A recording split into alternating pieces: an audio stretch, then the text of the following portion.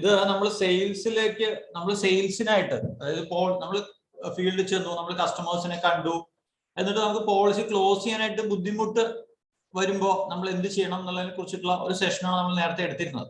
നമ്മൾ അത് ജസ്റ്റ് ഒന്ന് ഓടിച്ച് പോകാം.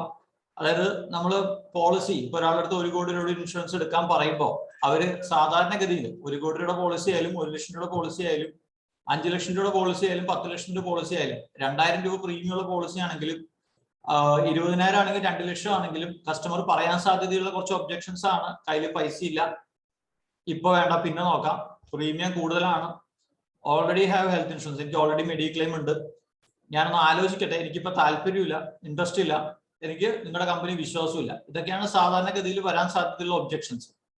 അപ്പോ നമ്മൾ ഇതിൽ വിജയിക്കണമെന്നുണ്ടെങ്കിൽ നമ്മൾ എന്തൊക്കെ ചെയ്യണം എന്നുള്ളത് നമ്മൾ വളരെ ഡീറ്റെയിൽ ആയിട്ട് സംസാരിച്ചു അന്നത്തെ എനിക്ക് തോന്നുന്നു 1 മാസം മുമ്പത്തെ സെഷനിലായിരുന്നു.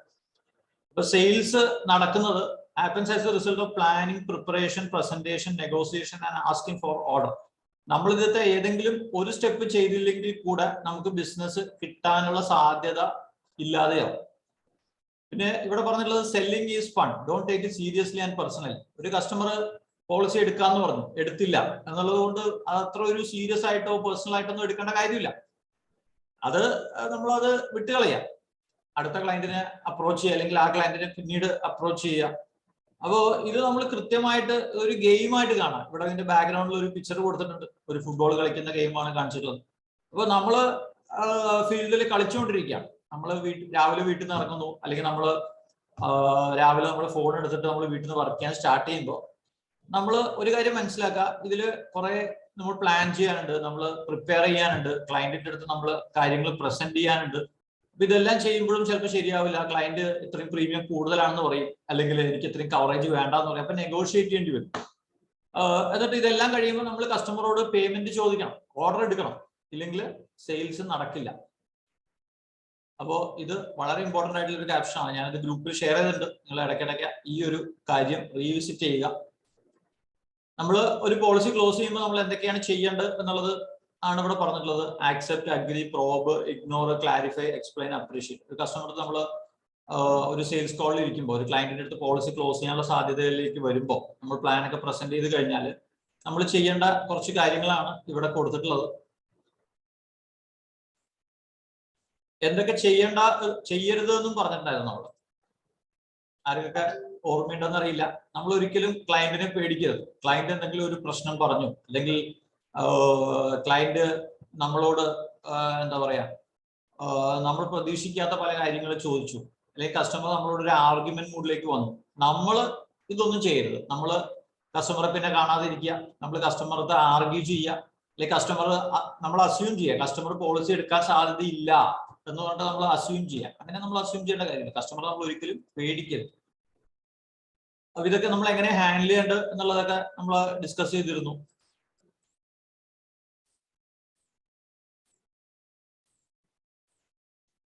ഇന്നത്തെ നമ്മുടെ ടോപ്പിക് എന്ന് പറയുന്നത്, ഇത് നമ്മൾ ഈ 3 കാര്യങ്ങളിലായിരിക്കും നമ്മൾ ഡിസ്കസ് ചെയ്യുക.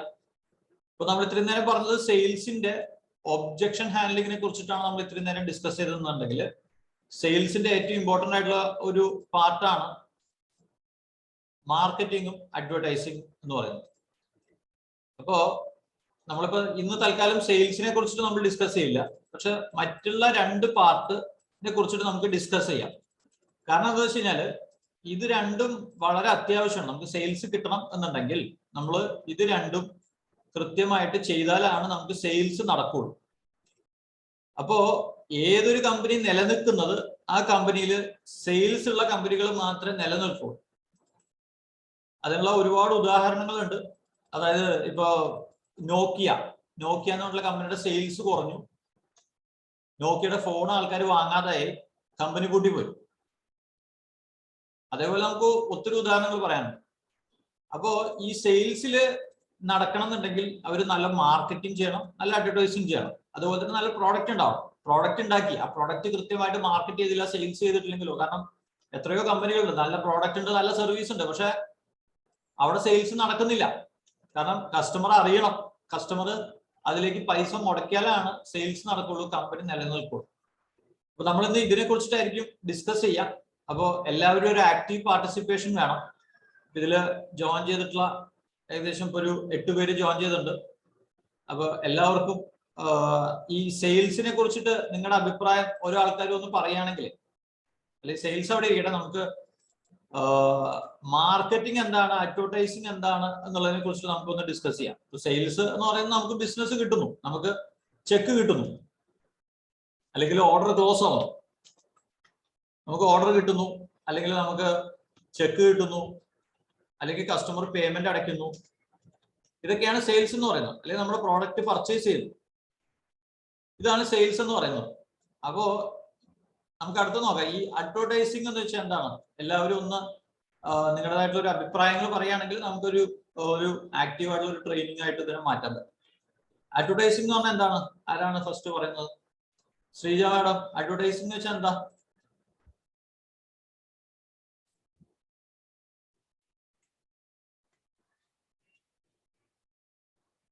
ഷിനോദ് ഉണ്ടോ അല്ലേ?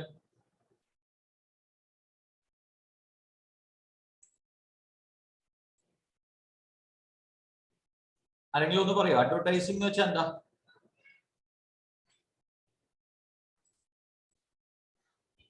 ഷിനോദ് ലെഫ്റ്റ്.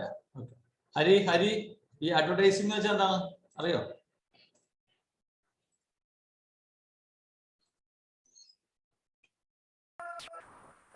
നമ്മള് സാർ ഞാൻ പറയാം, ഞാൻ പ്രസന്റ്. എന്റെ ഒരു അഭിപ്രായം എന്ന് പറയുന്നത്, നമ്മളിപ്പോ സ്റ്റാറില് പല സ്റ്റാറ്റസ് ഒക്കെ ഇടുന്നുണ്ട്. സാർമാർ ഇട്ട് തരുമ്പോൾ നമ്മളത് നമ്മുടെ സ്റ്റാറ്റസ് ആയിട്ട് ഇട്ടുകൊണ്ട് കുറച്ച് ആൾക്കാരിലേക്ക് അത് നമുക്ക് എത്തിക്കാൻ പറ്റും. പിന്നെ എവിടെ ആരെ കണ്ടാലും നമ്മൾ പറയുക, ഞാനിത് ഇന്ന ആളാണ്, ഞാൻ LIC ഏജന്റ്, അല്ലെങ്കിൽ ഞാൻ സ്റ്റാർ ഹെൽത്തിന്റെ ഏജന്റാണ്, ഇന്ന പോളിസികൾ നമ്മുടെ കയ്യിലുണ്ട്, ഈ കാര്യങ്ങളൊക്കെ നമ്മൾ അറിയിക്കുക എന്നുള്ളതാണ് ഏറ്റവും ആദ്യത്തെ നമ്മുടെ ഒരു അഡ്വർടൈസിംഗ് ഇതായിട്ട് നമ്മൾ ചെയ്യാനുള്ളതെന്നാണ് എനിക്ക് തോന്നുന്നത്. മാർക്കറ്റിംഗ് എന്ന് വെച്ചാൽ എന്താ? മാർക്കറ്റിംഗ് എന്ന് പറഞ്ഞാൽ അതിനെ പിന്നെ നമ്മൾ സെയിൽസ് ആക്കി എടുക്കുക എന്നുള്ളതല്ലേ മാർക്കറ്റിംഗ്. സെയിൽസ് എന്ന് വെച്ചാൽ എന്താ? അത് വിറ്റ് എടുക്കുക എന്നുള്ളത്. അതായത് ഈ പ്രൊഡക്റ്റ് നമ്മള് കസ്റ്റമറിൽ എത്തിച്ചു കൊടുക്കുമ്പോഴാണല്ലോ സെയിൽസ് ക്ലോസ് ആകുള്ളൂ. സെയിൽസ് എന്ന് പറഞ്ഞാൽ റിസൾട്ട് ആണ്. നമുക്ക് ചെക്ക് കിട്ടി, അല്ലെങ്കിൽ നമുക്ക് കസ്റ്റമർ പേയ്മെന്റ് അടച്ചു, കസ്റ്റമർ പോളിസി എടുത്തു, റിസൾട്ട് ജനറേറ്റ് ആയി. അപ്പൊ ഇതെന്താണെന്നാണ് എനിക്ക് ഇപ്പോഴും മനസ്സിലാവുന്നത്. മാർക്കറ്റിംഗ് എന്താ?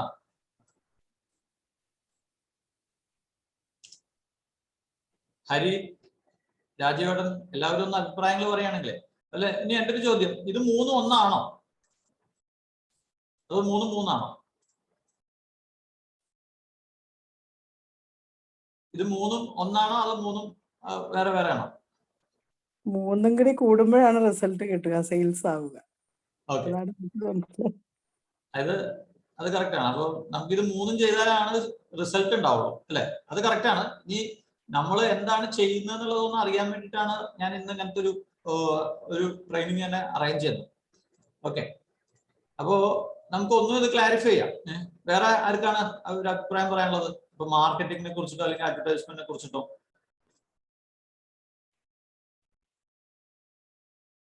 ഹരി, മാർക്കറ്റിംഗ് എന്ന് വെച്ചാൽ എന്താ ഹരി?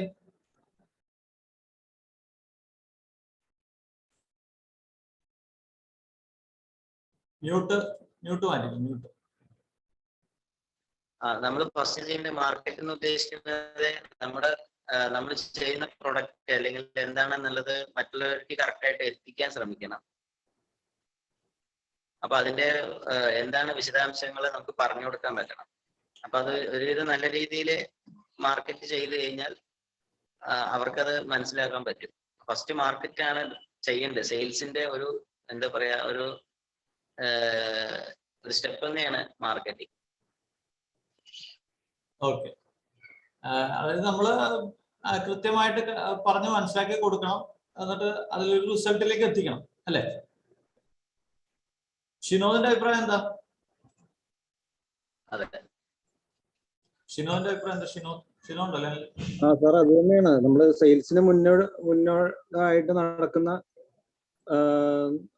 പ്രൊഡക്റ്റ് ഒരു ആർക്കാണോ നമ്മൾ വിൽക്കാൻ ഉദ്ദേശിക്കുന്നത് അവരുടെ മുന്നിലേക്ക് എത്തിക്കുക എന്നുള്ളത് തന്നെയാണ് മാർക്കറ്റിംഗ്. ആ പ്രോഡക്റ്റിനെ പറ്റിയുള്ള ഡീറ്റെയിൽസും കാര്യങ്ങളൊക്കെ കൃത്യമായിട്ട് എത്തിക്കുക. ഓക്കെ, ഇനി ഞാൻ ഒന്ന് രണ്ട് ഉദാഹരണങ്ങൾ പറയാം. നിങ്ങൾ ഇതൊന്ന് മറുപടി പറയാം. ശ്രീജ ഉണ്ടെങ്കിൽ ശ്രീജ ഒന്ന് പാർട്ടിസിപ്പേറ്റ് ചെയ്യാം. ഇപ്പൊ നമ്മൾ ഡെയിലി ടി വിയിൽ ആഡ് കാണാറുണ്ട് അല്ലെ? ടി വിയിൽ നമ്മൾ ആഡ് കാണാറുണ്ട്, ന്യൂസ് പേപ്പറിൽ ആഡ് കാണാറുണ്ട് അല്ലെ?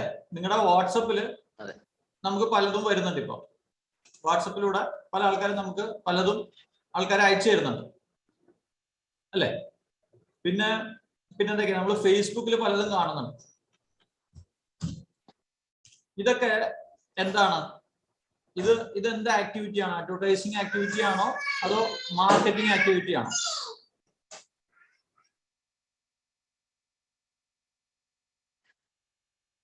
ഇത് അഡ്വർടൈസിംഗ് ആണ്.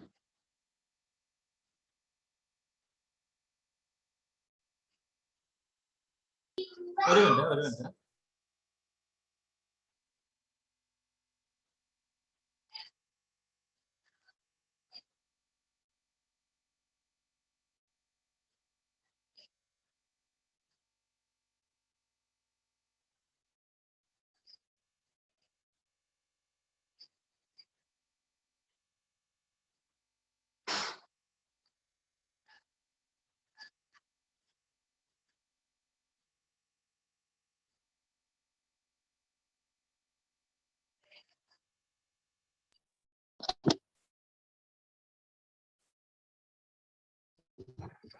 നമ്മൾ വാട്സപ്പിലൂടെ ഒരു സാധനം ഒരു കസ്റ്റമർക്ക് അയച്ചു കൊടുക്കുന്നു.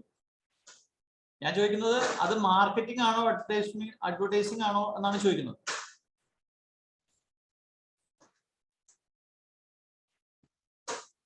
ഞാൻ ചോദിച്ചത് മനസ്സിലാവുന്നുണ്ടോ?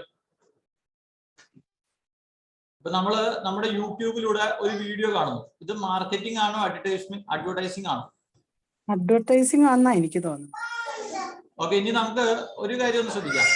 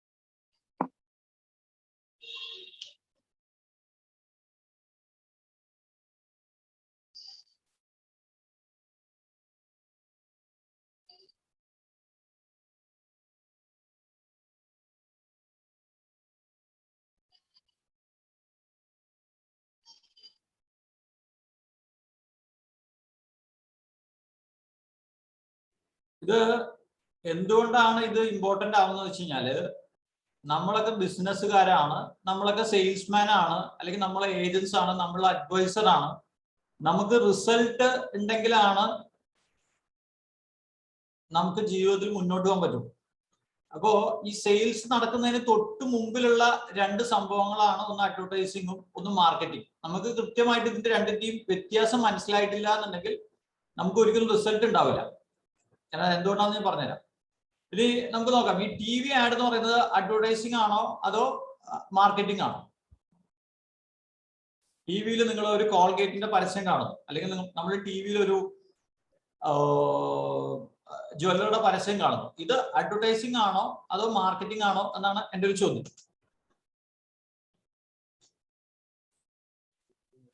അഡ്വർടൈസിംഗ് ആണ്.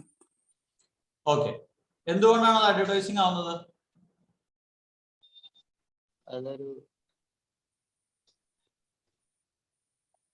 അത് ഇന്ന പ്രൊഡക്റ്റ് ഉണ്ട് എന്ന് നമ്മളെ അറിയിക്കുകയാണല്ലോ ആദ്യം ചെയ്യുന്നത്. ഓക്കെ, അഡ്വർടൈസിംഗ് ചെയ്യുന്നതുകൊണ്ട് നമുക്ക് ആകെ ഉണ്ടാവുന്ന അവയർനെസ് ആണ്, ഒരു സെയിൽസ് ഉണ്ടാവുന്നില്ല അല്ലെ?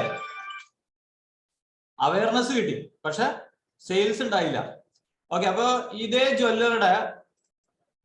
ജ്വല്ലറിക്ക് എങ്ങനെയാണ് ഈ ആഡിനെ മാർക്കറ്റിംഗ് ആയിട്ട് കൺവേർട്ട് ചെയ്യാൻ പറ്റുക?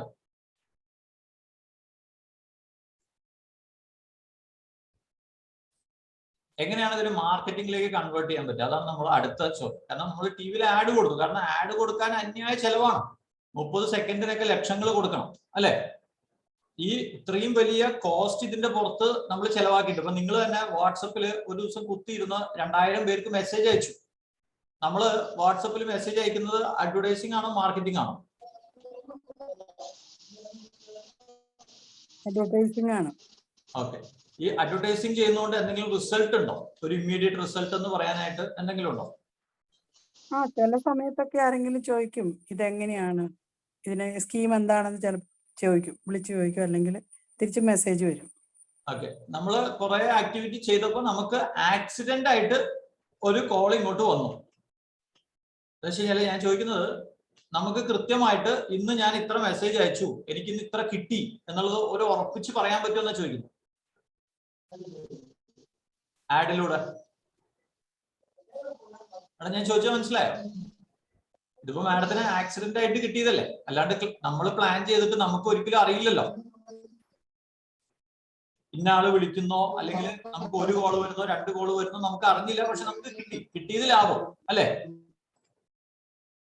ഞാൻ പറയുന്നത് മനസ്സിലാവുന്നുണ്ടോ? അപ്പോ ഈ മാർക്കറ്റിംഗിലും അഡ്വർടൈസിംഗും തമ്മിലുള്ള ഒരു പ്രധാന വ്യത്യാസം എന്താണെന്ന് അറിയാം? എന്താണ് ഇത് രണ്ടും തമ്മിലുള്ള വ്യത്യാസം? എന്താണ് ഷിനോ, എന്തെങ്കിലും വ്യത്യാസം ഉണ്ടോ ഇത് രണ്ടും തമ്മിൽ?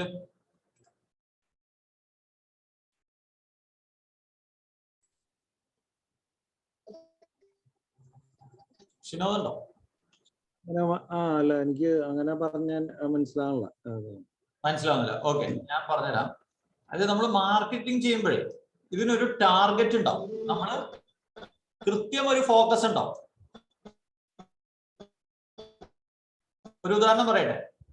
നമ്മൾ ഏത് കസ്റ്റമറെയാണ് ഉദ്ദേശിക്കുന്നത്? ഇപ്പൊ നമ്മൾ ടി വിയിൽ ആഡ് കൊടുത്തു. നമുക്ക് ടി വിയിൽ ആഡ് കൊടുക്കുമ്പോ ഇത് സ്ത്രീകൾ മാത്രമേ കാണാൻ പാടുള്ളൂ എന്ന് പറഞ്ഞിട്ട് നമുക്ക് ടി വിയിൽ ആഡ് കൊടുക്കാൻ പറ്റും. അല്ലെങ്കിൽ കുട്ടികൾ മാത്രമേ കാണാൻ പാടുള്ളൂ എന്ന് പറഞ്ഞിട്ട് നമുക്ക് ആഡ് കൊടുക്കാൻ പറ്റും. അല്ലെങ്കിൽ പ്രായമായിട്ടുള്ളവർ കാണണം എന്ന് പറഞ്ഞിട്ട് നമുക്ക് ആഡ് കൊടുക്കാൻ പറ്റും. പറ്റുമോ? ഇല്ല. പക്ഷെ മാർക്കറ്റിംഗ് ചെയ്യുമ്പോ എന്തുണ്ടാവും? നമ്മുടെ കസ്റ്റമർ ആരായിരിക്കണം എന്നുള്ളത് നമുക്ക് ടാർഗറ്റ് ചെയ്യാൻ പറ്റും. ഇപ്പൊ വാട്സപ്പിൽ കൂടെ നിങ്ങൾക്ക് എന്ത് ചെയ്യാൻ പറ്റും? രണ്ടും ചെയ്യാൻ പറ്റും. എന്ത് ചെയ്യാൻ പറ്റും? വാട്സപ്പ് മെസ്സേജിലൂടെ നിങ്ങൾക്ക് ആഡും ചെയ്യാൻ പറ്റും, എന്ത് ചെയ്യാൻ പറ്റും? മാർക്കറ്റിംഗും ചെയ്യാൻ പറ്റും. പറ്റില്ലേ? ഞാന് ഇന്നിപ്പോ നമ്മുടെ യങ്സ്റ്റാറിന്റെ ഒരു ഇത് മറ്റേ അഞ്ജന അയച്ചിരുന്നല്ലോ, വേർഡീസ് മലയാളം. അപ്പൊ അത് നമ്മള് നേരിട്ട് ഇപ്പൊ ഞാനൊരു യങ്ങറായിട്ടുള്ള കുറച്ച് കാറ്റഗറി ആൾക്കാര്, അവർക്ക് മാത്രം സെപ്പറേറ്റ് നമ്മൾ അയക്കുകയുണ്ടായി. നോർമലി നമ്മളൊരു ഗ്രൂപ്പിനൊക്കെയാണ് അയക്കാറുള്ളത്. ഇത് അതിനു വേണ്ടി മാത്രം അവർക്ക് മാത്രം അയച്ചു. അപ്പൊ എന്താണ് വ്യത്യാസം ഉണ്ടായത്? അപ്പോ അവര് 1-2 പേര് റെസ്പോണ്ട് ചെയ്തു. ഞാൻ പറഞ്ഞത് അതൊരു ആരെങ്കിലും സ്പെസിഫിക് ആയിട്ടൊരു ടീമിനെ സ്പെസിഫൈ ചെയ്ത് നമ്മൾ നോക്കി ചെയ്യണം എന്ന് പറഞ്ഞുകൊണ്ട് ഞാൻ പറഞ്ഞതാണ് അങ്ങനെ ഒരു ചെയ്തു എന്ന് പറഞ്ഞു. അല്ല, ഇത് നമ്മൾ പലപ്പോഴും അറിഞ്ഞോ അറിയാണ്ടൊക്കെ ഈ കാര്യങ്ങൾ ചെയ്യുന്നുണ്ടോ? പക്ഷെ ഇത് വലിയ കമ്പനീസും കോർപ്പറേറ്റ്സും ഇന്ന് ലോകത്തിനെ റൂൾ ചെയ്യുന്ന ഗൂഗിളും ഫേസ്ബുക്കും ഒക്കെ എന്താ ചെയ്യുന്നതെന്നാണ് ഞാനിപ്പോ പറയുന്നത്. നിങ്ങൾ മനസ്സിലായി? നമ്മളിത് ചിലപ്പോ അറിഞ്ഞ് ചെയ്യുന്നുണ്ടാവും, ചിലപ്പോ അറിയാണ്ട് ചെയ്യുന്നുണ്ടാവും. പക്ഷെ നമ്മൾ അറിയാണ്ട് ചെയ്യുമ്പോൾ തന്നെ റിസൾട്ട് ഉണ്ടെങ്കിൽ നമ്മളിതൊന്ന് അറിഞ്ഞ് പ്ലാൻ ചെയ്ത് ചെയ്താൽ എന്തായിരിക്കും റിസൾട്ട് എന്നാണ് നമ്മൾ ചിന്തിക്കേണ്ടത്. ഇതില് ഒന്ന് ടാർഗറ്റ് കസ്റ്റമർ ഉണ്ടാവും. മാർക്കറ്റിംഗിൽ നമ്മളൊരു പെർട്ടിക്കുലർ പ്രോഡക്റ്റ് ആയിരിക്കും പറയുന്നുണ്ടാവുക. ഇപ്പൊ ഞാൻ ഒരു ഉദാഹരണത്തിന് ഒരു കാര്യം പറയാം. ഇപ്പൊ നമ്മുടെ ഇവിടെ ട്രെയിനിങ് നടക്കുന്നുണ്ട് അല്ലെ? ഇതിപ്പോ ട്രെയിനിങ് നടക്കുന്നത് നമ്മളൊരു അഡ്വർടൈസിംഗ് ആണോ നടക്കുന്നത് അതോ മാർക്കറ്റിംഗ് ആണോ നടക്കുന്നത്?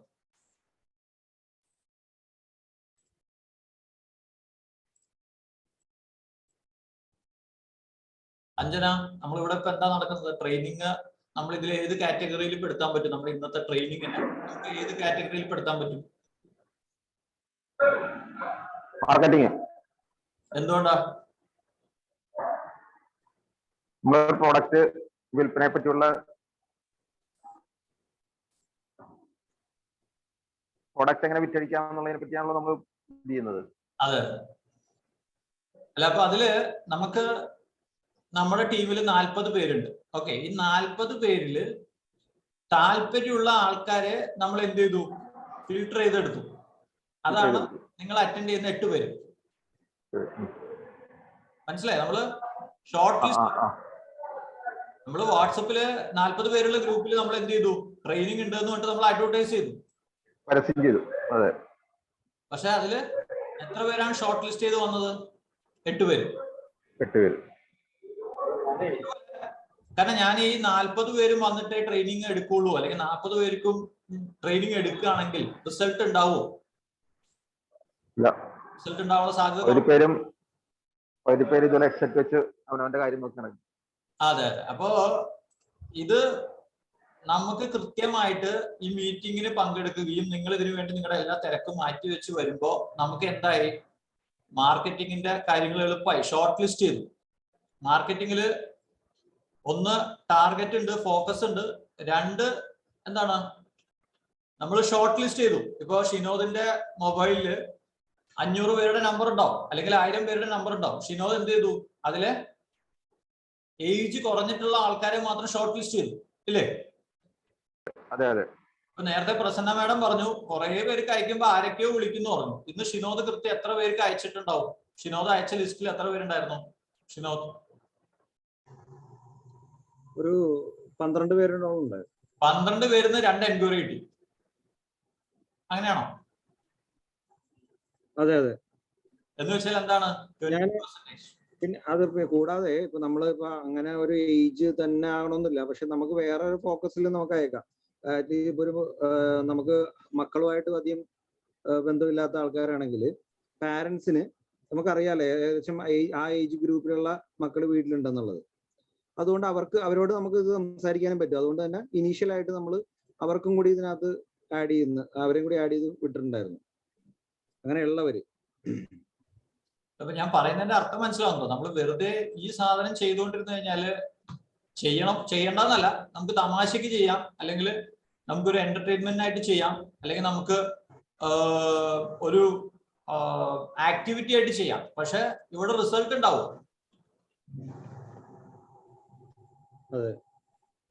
റിസൾട്ട് എവിടെ ഉണ്ടാവുന്നത്?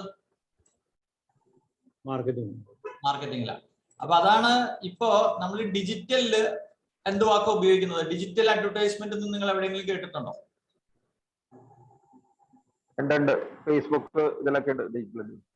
ഓക്കെ, അത് ഡിജിറ്റൽ അഡ്വർടൈസിംഗ് ആണോ ഡിജിറ്റൽ മാർക്കറ്റിംഗ് ആണോ? ഡിജിറ്റൽ മാർക്കറ്റിംഗ് ആണ്. അല്ലാതെ എന്തുകൊണ്ടാണ് അവർ ഡിജിറ്റൽ മാർക്കറ്റിംഗ് എന്ന് പറയുന്നത്? അല്ല, അതിൽ അവര് ഫോൺ നമ്പറും ഇതൊക്കെ വയ്ക്കുന്നുണ്ട്. അപ്പൊ അത്യാവശ്യം വേണ്ടുന്നവർ അതില്, ഇപ്പൊ ഞാൻ തന്നെ ഇന്നാളൊരു ക്ലാസ്സിന്റെ ഇതുണ്ടായിരുന്നത് അത് ഈ ഡിജിറ്റൽ ഈ ഫേസ്ബുക്കിൽ കൂടി വന്നിട്ടാണ് ഞാൻ അവരെ ക്ലാസ്സിൽ കയറിയത്. ഒരു മണിക്കൂർ നേരത്തെ ക്ലാസ് ഉണ്ടായിരുന്നു. അല്ലാതെ അത് എന്തുകൊണ്ടാണ് ഡിജിറ്റൽ അഡ്വർടൈസിംഗ് പറയാണ്ട് ഡിജിറ്റൽ മാർക്കറ്റിംഗ് എന്ന് പറയുന്ന ചോദിക്കും? എന്ന് പറഞ്ഞു കഴിഞ്ഞാൽ നമ്മള് മറ്റേത് നമ്മളൊരു നോട്ടീസും പിടിച്ച് ഒരു 10 പേരെ കാണാൻ പോകുമെങ്കിൽ അത്രയും നേരം എടുക്കും. ഇതാകുമ്പോൾ നമ്മള് ഈ ഇങ്ങനെയുള്ള ഇതിൽ കൂടി പരസ്യം ചെയ്താൽ 1000കണക്കിന് ആൾക്കാർ ഒരേ സമയം കാണും.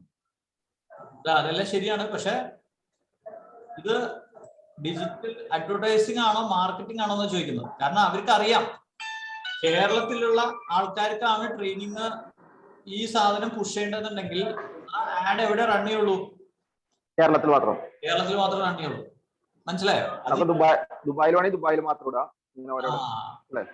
ഇപ്പൊ പത്രം ഇടുകയാണ്, നമുക്ക് പത്രത്തില് ഏതെങ്കിലും ഒരു പെർട്ടിക്കുലർ സ്ഥലത്തേക്കുള്ള എഡിഷൻ കൊടുക്കാൻ പറ്റും. പക്ഷെ ആ എഡിഷനിൽ പെണ്ണുങ്ങൾ മാത്രം വായിച്ചാൽ മതി എന്ന് നമുക്ക് കൊടുക്കാൻ പറ്റും. അങ്ങനെയാണെങ്കിൽ വനിതയിൽ കൊടുക്കേണ്ടി വരും.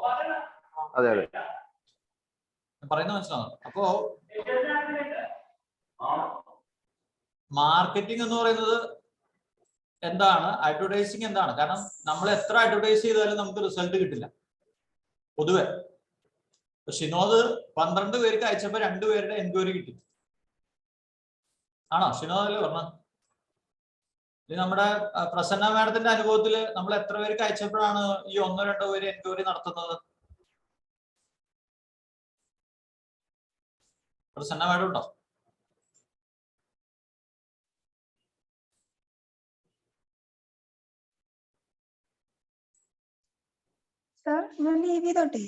ഓക്കെ ഓക്കെ മാഡം, അപ്പൊ ഈ കോൺസെപ്റ്റ് മനസ്സിലായല്ലോ അല്ലെ? നമ്മൾ വെറുതെ കുറെ കാർഡ് അടിച്ച് വെടിവെക്കുന്ന കാര്യമല്ല പറയുന്നത്. നമ്മൾ വളരെ ഫോക്കസ് ചെയ്ത് കൃത്യമായിട്ട് വർക്ക് ചെയ്യുന്നതിനെ കുറിച്ചിട്ടാണ് പറയുന്നത്. പ്രസന്ന മാഡം നേരത്തെ പറഞ്ഞില്ലേ, നമ്മൾ കുറെ പേർക്ക് അയക്കുമ്പോൾ ആരെങ്കിലും നമ്മളെ വിളിക്കാറുണ്ടെന്ന്. അത് എത്ര പേർക്ക് അയക്കുമ്പോഴാണ് നമുക്ക് അങ്ങനെ ഒരു എൻക്വയറി വരുന്നത്?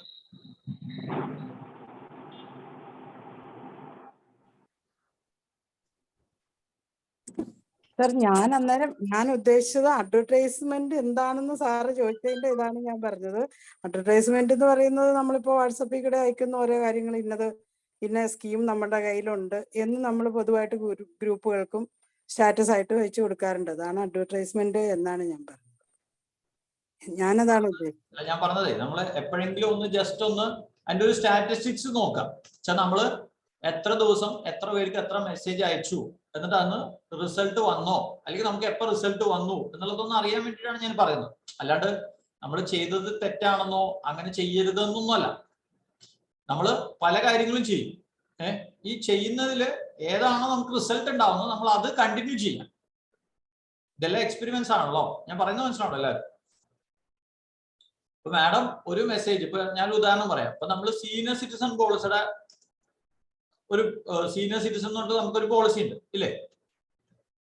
ഇത് നിങ്ങൾക്ക് ആർക്ക് ഇത് അയച്ചു കൊടുത്താലാണ്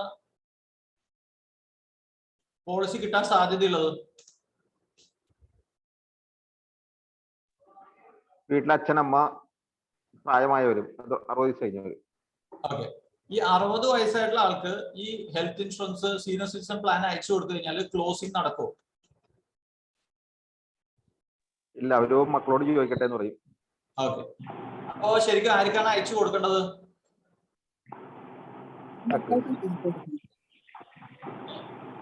മക്കൾക്ക് അയച്ചു കൊടുക്കും. അല്ലെ, രണ്ടുപേർക്കും അയക്കാം ഇല്ലേ? രണ്ടുപേർക്കും. അല്ലെ പിന്നെ പറയണം, അച്ഛനെ അയച്ചു കൊടുത്തിട്ട് അച്ഛനോട് മകനോട് പറയണം, അച്ഛനും ഇത് അയച്ചു കൊടുത്തിട്ട് ഇതിനെപ്പറ്റി ഒന്ന് നോക്കുക, അച്ഛന് ഇങ്ങനെ ഒരു ഇതുള്ളതാണ്, ഒരു ഇൻഷുറൻസിന്റെ ഇതുണ്ട്, നോക്കുമെന്ന് വേണമെങ്കിൽ പറയാം. ഞാൻ എൻ്റെ ഒരു അനുഭവം പറയാം. നമ്മളിത് പറയും. 60 വയസ്സിന് മുകളിലുള്ളവർക്ക് അയച്ചു കൊടുത്തു കഴിഞ്ഞാൽ ക്ലോസ് ആവില്ല.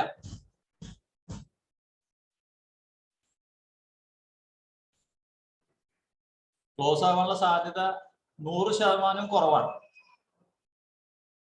കാരണം 60 വയസ്സാവുമ്പോ അവര് ഓൾറെഡി പ്രായമായി, അവര് കുടുംബത്തിനൊരു ബാധ്യതയാണ്, അവർക്ക് അസുഖം വരും എന്നുള്ള ഓൾറെഡി ഒരു ചില ആൾക്കാരെങ്കിലും ഒരു നെഗറ്റീവിൽ ഇരിക്കുന്ന ആൾക്കാരായിരിക്കും. ഇവരോട് ചെന്നിട്ട് നിങ്ങൾ ഇൻഷുറൻസ് എടുത്തു എന്ന് പറയുമ്പോ അവരതിനെ എങ്ങനെ കാണുന്നെന്ന് അറിയും. അവര് എനിക്കെന്തോ ഇപ്പൊ വരാൻ പോകുന്നു, അപ്പൊ അതുകൊണ്ട് ഞാനിപ്പോ അടുത്ത ഹോസ്പിറ്റലിൽ ചെല്ലും, അങ്ങനെ അതിനൊരു ഇമോഷണൽ ലെവലിലാണ് കാണുന്നത്. പക്ഷേ നമ്മൾ ഇതേ പോളിസി ഇവരുടെ മക്കള് 40 വയസ്സായിട്ടുള്ള അല്ലെങ്കിൽ 45 വയസ്സായിട്ടുള്ള ഇവരുടെ മക്കളോടാണ് പറയുന്നതെന്നുണ്ടെങ്കിൽ അവരിത് എങ്ങനെ കാണുക? കാരണം ഈ മെജോറിറ്റി സീനിയർ സിറ്റിസൺ പോളിസിയും പേയ്മെന്റ് അടയ്ക്കുന്നത് ആരാണ്? മക്കളാണ്.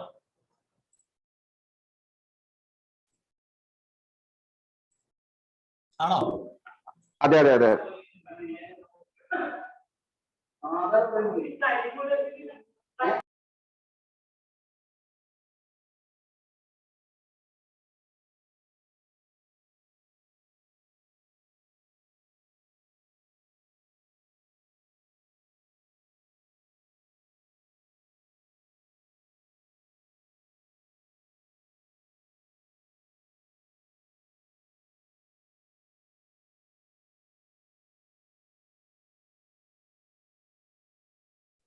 അപ്പൊ അതായത് നമ്മള് ഈ സെയിൽസിൽ സെയിൽസ് നടക്കണമെങ്കിൽ അതിന് തൊട്ട് മുമ്പ് നമ്മൾ ഇത് ആരോട് മാർക്കറ്റ് ചെയ്യണം.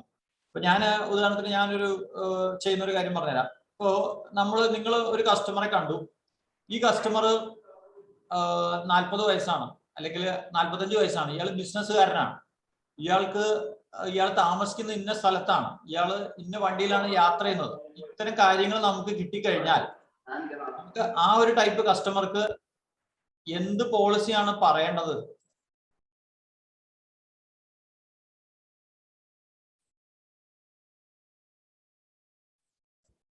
ഞാൻ പറഞ്ഞത് ഇത്രേ ഉള്ളൂ. നമുക്കൊരു കസ്റ്റമറെ പറ്റിയിട്ട് കുറച്ച് കാര്യങ്ങൾ മനസ്സിലായി. കസ്റ്റമർക്ക് വയസ്സ് 40 വയസ്സാണ്. കസ്റ്റമർക്ക് 25 ലക്ഷം രൂപ വരുമാനമുണ്ട്. കസ്റ്റമറുടെ ഭാര്യ ജോലി ചെയ്യുന്നുണ്ട്, വൈഫ് വർക്കിംഗ് ആണ്. കസ്റ്റമർ ഓൾറെഡി LIC ഒക്കെ എടുത്തിട്ടുണ്ട്. LICയിൽ ഓൾറെഡി 5 ലക്ഷം രൂപ പ്രീമിയം അടയ്ക്കുന്നുണ്ട്. ഇയാൾക്കൊരു കാറുണ്ട്, പക്ഷെ ഇയാൾക്ക് ഹെൽത്ത് ഇൻഷുറൻസ് ഇല്ല. അത് നിങ്ങൾക്ക് മനസ്സിലായിരിക്കട്ടെ. നിങ്ങളിപ്പോ LIC ഏജന്റ് ആയിക്കോട്ടെ, ഹെൽത്ത് ഇൻഷുറൻസ് ഏജന്റ് ആയിക്കോട്ടെ, ഇനി അല്ല വേറെ എന്തെങ്കിലും ചെയ്യുന്നത് ഉണ്ടെങ്കിൽ നിങ്ങൾ ഇയാളോട് എന്ത് പറഞ്ഞാലാണ് വർക്ക്ഔട്ട് ആവുക?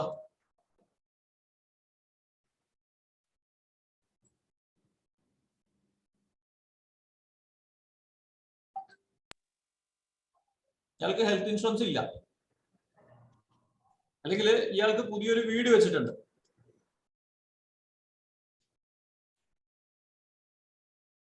ഞാൻ പറയുന്നത് മനസ്സിലാകുന്നുണ്ടോ?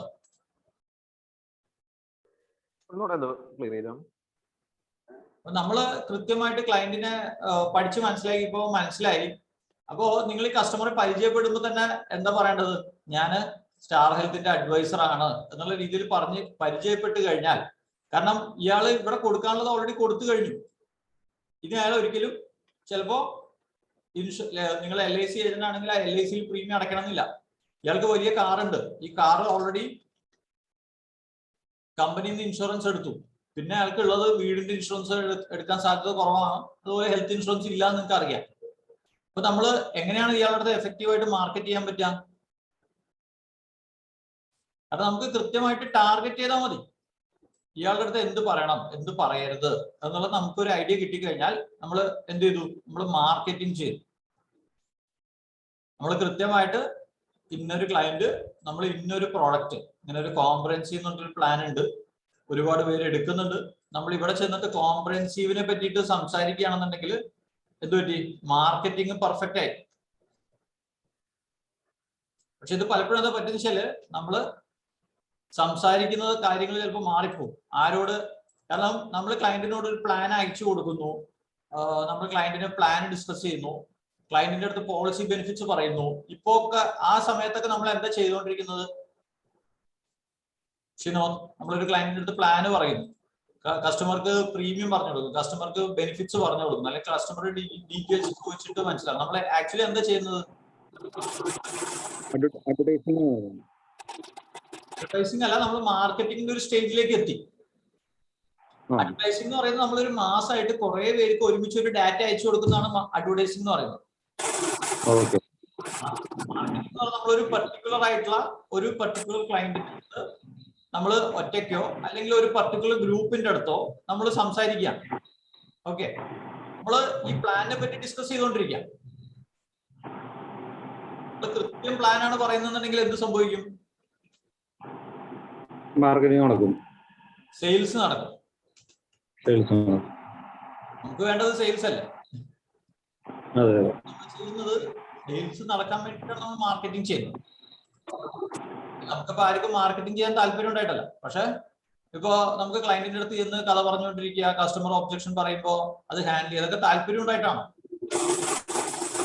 എഫക്റ്റീവായിട്ട് മാർക്കറ്റിംഗ് ചെയ്തിരുന്നെങ്കിൽ നമുക്ക് സ്വാഭാവികമായിട്ടും ഒബ്ജക്ഷൻസ് വരാനുള്ള സാധ്യത കുറവാണ്.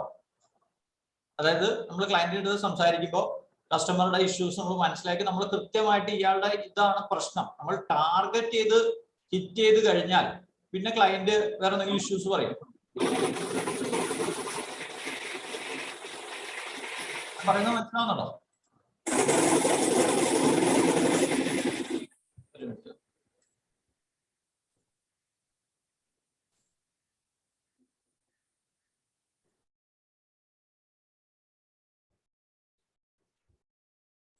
മനസ്സിലാവുന്നുണ്ടോ? അതായത് നമ്മള് മാർക്കറ്റിംഗ് എന്ന് പറയുന്നത് നിങ്ങൾ ശ്രദ്ധിക്കുക, ഇതില് കുറച്ച് കാര്യങ്ങൾ സെയിൽസ് നടക്കണം എന്നുണ്ടെങ്കിൽ നമ്മൾ കൃത്യമായിട്ട് ടാർഗറ്റ് ചെയ്യണം. എന്തൊക്കെ നമുക്ക് ടാർഗറ്റ് ചെയ്യാൻ പറ്റും? നമുക്ക് ഏത് പ്രോഡക്റ്റ് ഈ കസ്റ്റമർക്ക് പിച്ച് ചെയ്യാൻ പറ്റും, ഇത് ഏത് കസ്റ്റമറോടാണ് പിച്ച് ചെയ്യേണ്ടത്. അഡ്വർടൈസിംഗിൽ അങ്ങനെയൊന്നും ഇല്ല കേട്ടോ. നമ്മളിങ്ങനെ മാസമായിട്ട് എല്ലാവർക്കും ജനറൽ ആയിട്ട് അയാൾക്ക് വേണ്ടതും വേണ്ടാത്തതുമായിട്ടുള്ള സാധനങ്ങളൊക്കെ നമ്മൾ അയച്ചുകൊണ്ടിരിക്കുകയാണ്. പക്ഷെ മാർക്കറ്റിംഗിൽ സെയിൽസ് നടക്കുമ്പോൾ നമ്മൾ കൃത്യമായിട്ട് ഇന്ന പ്രോഡക്റ്റ് ഇന്ന ക്ലയന്റിന് ഇന്ന ഒരു ഏജ് ഗ്രൂപ്പ്,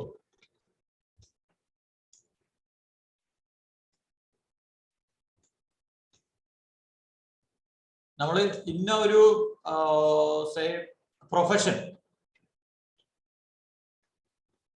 ചിലപ്പോ ഇന്ന ഒരു ജോലിയല്ല, ഇപ്പോ ബിസിനസ്, ഒരു പെർട്ടിക്കുലർ ബിസിനസ്. ഇപ്പോ ഉദാഹരണത്തിന് ഇവിടെ സർജിക്കൽ എക്യുപ്മെന്റ്സ് വിൽക്കുന്ന ബിസിനസ് ഉണ്ട്, അല്ലെങ്കിൽ ഇവിടെ മെഡിക്കൽ എക്യുപ്മെന്റ്സ് വിൽക്കുന്ന ബിസിനസ് ചെയ്യുന്ന ആൾക്കാരുണ്ട്, അല്ലെങ്കിൽ ഇവിടെ ഫാർമസ്യൂട്ടിക്കൽ അല്ലെങ്കിൽ മെഡിസിൻ വിൽക്കുന്ന ആൾക്കാരുണ്ട്. ഇവരെ നമുക്ക് എങ്ങനെ ഇവർക്ക് എഫക്റ്റീവായിട്ട് മാർക്കറ്റ് ചെയ്യാൻ പറ്റും? നമുക്ക് ഒന്ന് ജസ്റ്റ് ഒന്ന് ബ്രെയിൻ സ്റ്റോം ചെയ്യാം. ഇപ്പൊ നമുക്ക് മെഡിക്കൽ ഷോപ്പ് നടത്തുന്ന ഒരാൾക്ക് എങ്ങനെയാണ് പോളിസി കൊടുക്കാൻ പറ്റുക?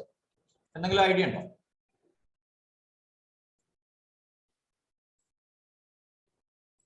പക്ഷേ നമ്മള് മെഡിക്കൽ ഷോപ്പ് നടത്തുന്ന ഒരു സെഗ്മെന്റിനെ ടാർഗറ്റ് ചെയ്യാൻ ഉദ്ദേശിക്കുകയാണെന്നിരിക്കട്ടെ, നമുക്ക് ഇവരെ എങ്ങനെയാണ് എഫക്റ്റീവായിട്ട് മാർക്കറ്റ് ചെയ്ത് ഇവരെ നമുക്ക് സെയിൽ ക്ലോസ് ചെയ്യാൻ പറ്റും?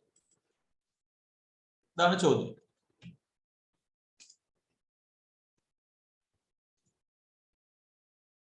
എന്തെങ്കിലും ഐഡിയ ഉണ്ടോ ഷിനോദ്?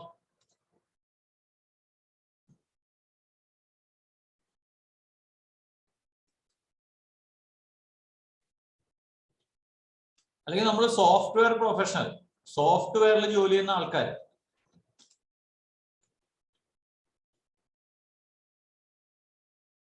എന്തെങ്കിലും ഐഡിയ ഉണ്ടോ?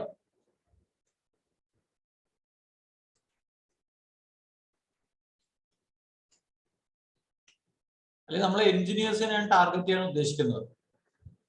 ഞാൻ ചോദിക്കുന്ന അത്രേ ഉള്ളൂ. ഇപ്പൊ ബിസിനസ്സുകാരൻ അയക്കുന്ന അതേ മെസ്സേജ് ഒരു എഞ്ചിനീയർക്ക് അയച്ചാൽ അത് വർക്ക്ഔട്ട് ആവും?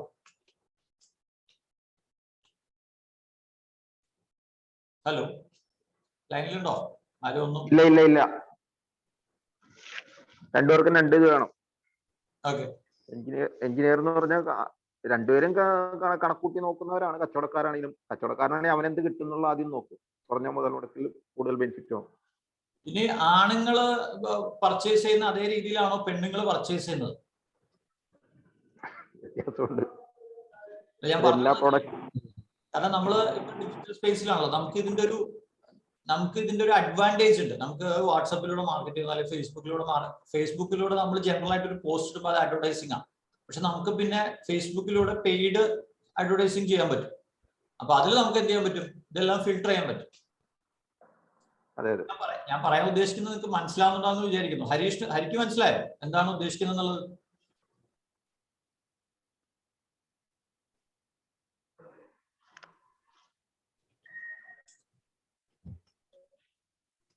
പ്രൈവറ്റ് സെക്ടറിൽ ജോലി ചെയ്യുന്ന ആൾക്കാർ ചിന്തിക്കുന്ന പോലെ ആയിരിക്കില്ല ഗവൺമെന്റ് സെക്ടറിൽ ജോലി ചെയ്യുന്നവർ. ഇപ്പൊ ചെറുപ്പക്കാർ ചിന്തിക്കുന്ന പോലെ ആയിരിക്കില്ല മിഡിൽ ഏജ്ഡ് ആയിട്ടുള്ള ആൾക്കാർ ചിന്തിക്കുന്നത്.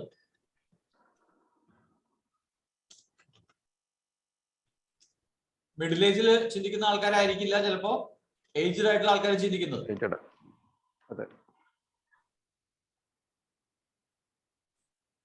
അപ്പൊ ഞാൻ ഈ പറഞ്ഞത് ആർക്കൊക്കെ എന്തൊക്കെ മനസ്സിലായി? ഷിനോദ് ഉണ്ടോ? ഷിനോദ് ലൈനിലുണ്ടോ? ഉണ്ട് സാറേ. നമ്മള് ഓരോ കാറ്റഗറിയില് അറിഞ്ഞ് നമ്മൾ മാർക്കറ്റ് ചെയ്യണം എന്നാണ് മെയിൻ ആയിട്ട് പറഞ്ഞു വന്നത്.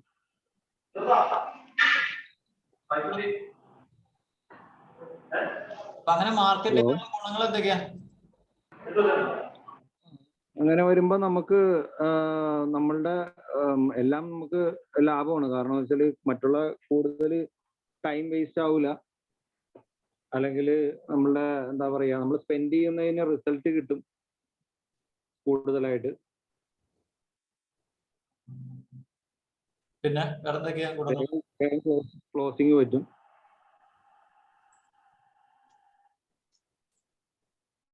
നമുക്ക് ഒരു പാറ്റേൺ മനസ്സിലാക്കാൻ പറ്റും. ഇപ്പൊ ഞാൻ ഒരു ഉദാഹരണം പറയാം. നമ്മളിപ്പോ ഡോക്ടേഴ്സിനെ കാണുന്നിരിക്കട്ടെ, ഡോക്ടേഴ്സ് തന്നെ പല കാറ്റഗറി ഉണ്ട്. നമ്മൾ ഡോക്ടേഴ്സിനെ മീറ്റ് ചെയ്യുന്നു. ഓക്കെ, നമ്മൾ ഹാർട്ട് സ്പെഷ്യലിസ്റ്റ് ആയിട്ടുള്ള ഡോക്ടേഴ്സിനെയാണ് മീറ്റ് ചെയ്യുന്നതെന്ന് ഇരിക്കട്ടെ, അല്ലെങ്കിൽ നമ്മൾ ഫിസിഷ്യൻസിനെ നോക്കാം.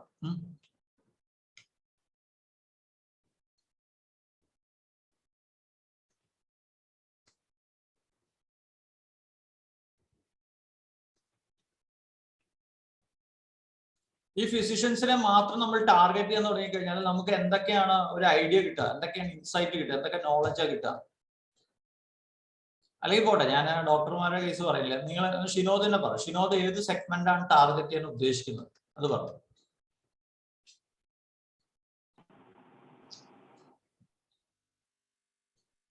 മെയിനായിട്ട് അങ്ങനെ സ്പെസിഫിക് അങ്ങനെ ഒരു പ്രത്യേക ഇത് നോക്കാറില്ല. കൂടുതലും നമ്മൾ എംപ്ലോയി കാറ്റഗറിയിലുള്ള സർവീസ് കാറ്റഗറിയിലുള്ളവരെയാണ് കൂടുതലും.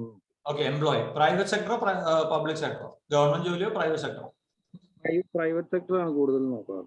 ഓക്കെ, അപ്പൊ നമുക്ക് ഈ ഒരു സെഗ്മെന്റിനെ പറ്റിയിട്ട് നമുക്കൊന്ന് പഠിക്കാം. നമുക്ക് ഇവരുടെ അടുത്ത് മാർക്കറ്റിംഗ് ചെയ്യണം, ഇവരുടെ നിന്ന് സെയിൽസ് എടുക്കണം. ഓക്കെ, അപ്പോ ഇവരുടെ പാറ്റേൺ നമുക്ക് മനസ്സിലാക്കാം. ഓക്കെ, ഇവര് ഏത് രീതിയിലാണ് ബിഹേവ് ചെയ്യുന്നത്, അല്ലെങ്കിൽ ഇവരുടെ കൺസേൺ എന്തൊക്കെയാണ്, ഇവര് നമുക്ക് എങ്ങനെ നമുക്ക് ടാപ്പ് ചെയ്യാൻ പറ്റും, നമുക്ക് അത് ഡിസ്കസ് ചെയ്യാം. ഓക്കെ, ഇതിൽ കുറെ പേര് ഷിനോദ് ഓൾറെഡി ക്ലോസ് ചെയ്തിട്ടുണ്ട്, സെയിൽസ് ക്ലോസ് ചെയ്തിട്ടുണ്ട് അല്ലെ? അല്ലെങ്കിൽ കസ്റ്റമർ ബേസിൽ മെജോറിറ്റി ആൾക്കാരും ഈ ഒരു കാറ്റഗറിയിലുള്ള ആൾക്കാരാണ്. അപ്പോ ഇവരുടെ പാറ്റേൺ എന്താണ്, ഇവര് എന്ത് പോളിസി എടുക്കുന്നത്, അല്ലെങ്കിൽ ഇവർ എത്ര പ്രീമിയം അടയ്ക്കുന്നത്, ഇവര് എപ്പോഴാണ് പോളിസി എടുക്കുന്നത്, ഇവര് എത്ര പ്രാവശ്യമാണ് നമ്മൾ ഇവരായിട്ട് ഡിസ്കഷൻ ചെയ്യുന്നത്?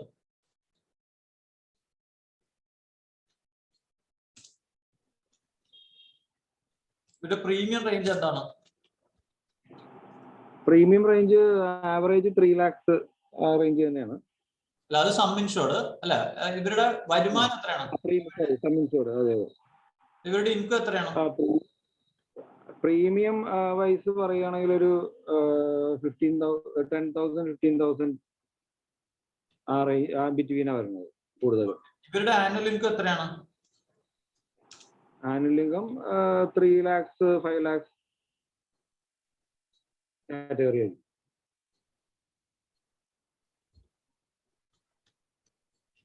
ഇവരുടെ ഇൻകം റേഞ്ച് ഒരു മാസം 25,000 രൂപ മുതൽ 40,000 വരെ വരുമാനമുള്ള ആൾക്കാരുണ്ട് അല്ലെ? ഓക്കെ, ഇവര് ഏത് പോളിസി എടുക്കുന്നത്?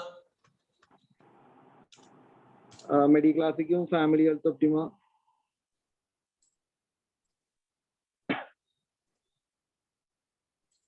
ഇവിടെ വെക്കുന്ന പോളിസി FHO ആണ്, മെഡിക്ലാസിക് ആണ് അല്ലെ? അതെ. ഇവരുടെ പാരന്റ്സിന് ഇവർ ഇൻഷുറൻസ് എടുക്കുന്നുണ്ടോ? എടുക്കുന്നുണ്ട്. അത് ഏത് പോളിസി എടുക്കുന്നത്? എത്ര പ്രീമിയം എടുക്കുന്നത്? അത്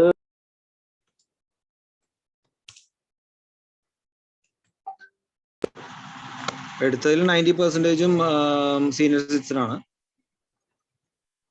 പ്രീമിയം 10,000 രൂപയ്ക്കാണോ അതോ 15,000 ഒക്കെ ഉണ്ടോ?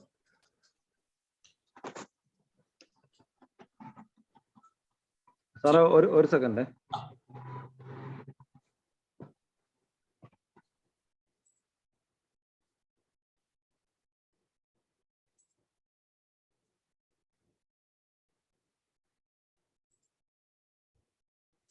രാജീവേട്ടന്റെ ഒരു കേസ് സ്റ്റഡി നോക്കണോ? രാജീവേട്ടൻ കഴിഞ്ഞ ദിവസങ്ങളിൽ മറ്റേ ഇതിലൊക്കെ ന്യൂ ഇന്ത്യയിലൊക്കെ ചെയ്തിട്ടുള്ള കേസുകൾ എങ്ങനെയാണ്, ആർക്കാണ് ചെയ്തിട്ടുള്ളത്? നമുക്ക് 2 കേസ് സ്റ്റഡി നോക്കാം. അപ്പൊ നമുക്കൊരു ഐഡിയ കിട്ടും നമ്മൾ എവിടെയാണ്.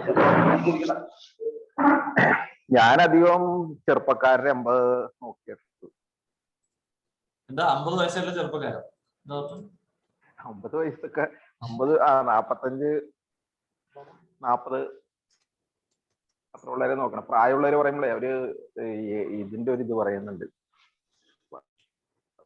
എന്റെ അടുത്ത് ചോദിച്ച എൻക്വയറി വരുന്നതൊക്കെ പ്രായമുള്ളവരാ. പക്ഷെ എന്റെ കച്ചവടം നടക്കണൊക്കെ ചെറുപ്പമുള്ളവർക്ക്. അതെന്താ സംഭവം എന്നറിയില്ല. ഓക്കെ, ഷിനോദ് ലൈനിൽ വരുമ്പോ ഒന്ന് പറയണം കേട്ടോ.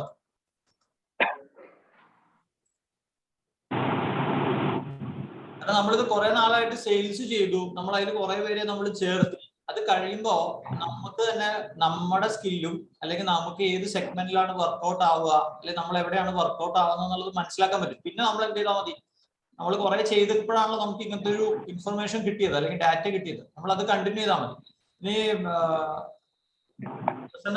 പ്രസന്ന മാഡത്തിന്റെ പോളിസി ഹോൾഡേഴ്സ് ഒക്കെ ഏത് കാറ്റഗറിയിലുള്ള ആൾക്കാരാ? അവരുടെ ജോലി എന്താ, അവരുടെ ഏജ് എന്താ, എന്നൊക്കെ ഐഡിയ ഉണ്ടോ?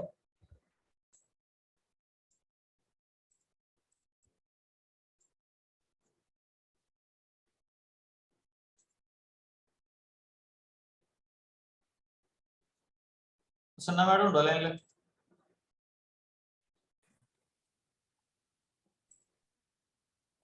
സാർ ആ. അങ്ങനെ ചോദിച്ചാലിപ്പം പ്രത്യേകിച്ച് എന്ന് പറഞ്ഞാൽ ജോലിക്കാരെയാണ് അധികവും നോക്കുന്നത്. അപ്പൊ അവരുടെ പേരൻസിന്റെ പോളിസികളാണ് എനിക്കിപ്പോ കൂടുതൽ കിട്ടിയിരിക്കുന്നത് എനിക്ക് തോന്നുന്നത്. ഞാൻ ആരോഗ്യ സഞ്ജീവനിയാണ് സ്റ്റാറിൽ കൂടുതൽ ചെയ്തത്. ഈ പേരൻസിന്റെ ആണ് ചെയ്യുന്നത്.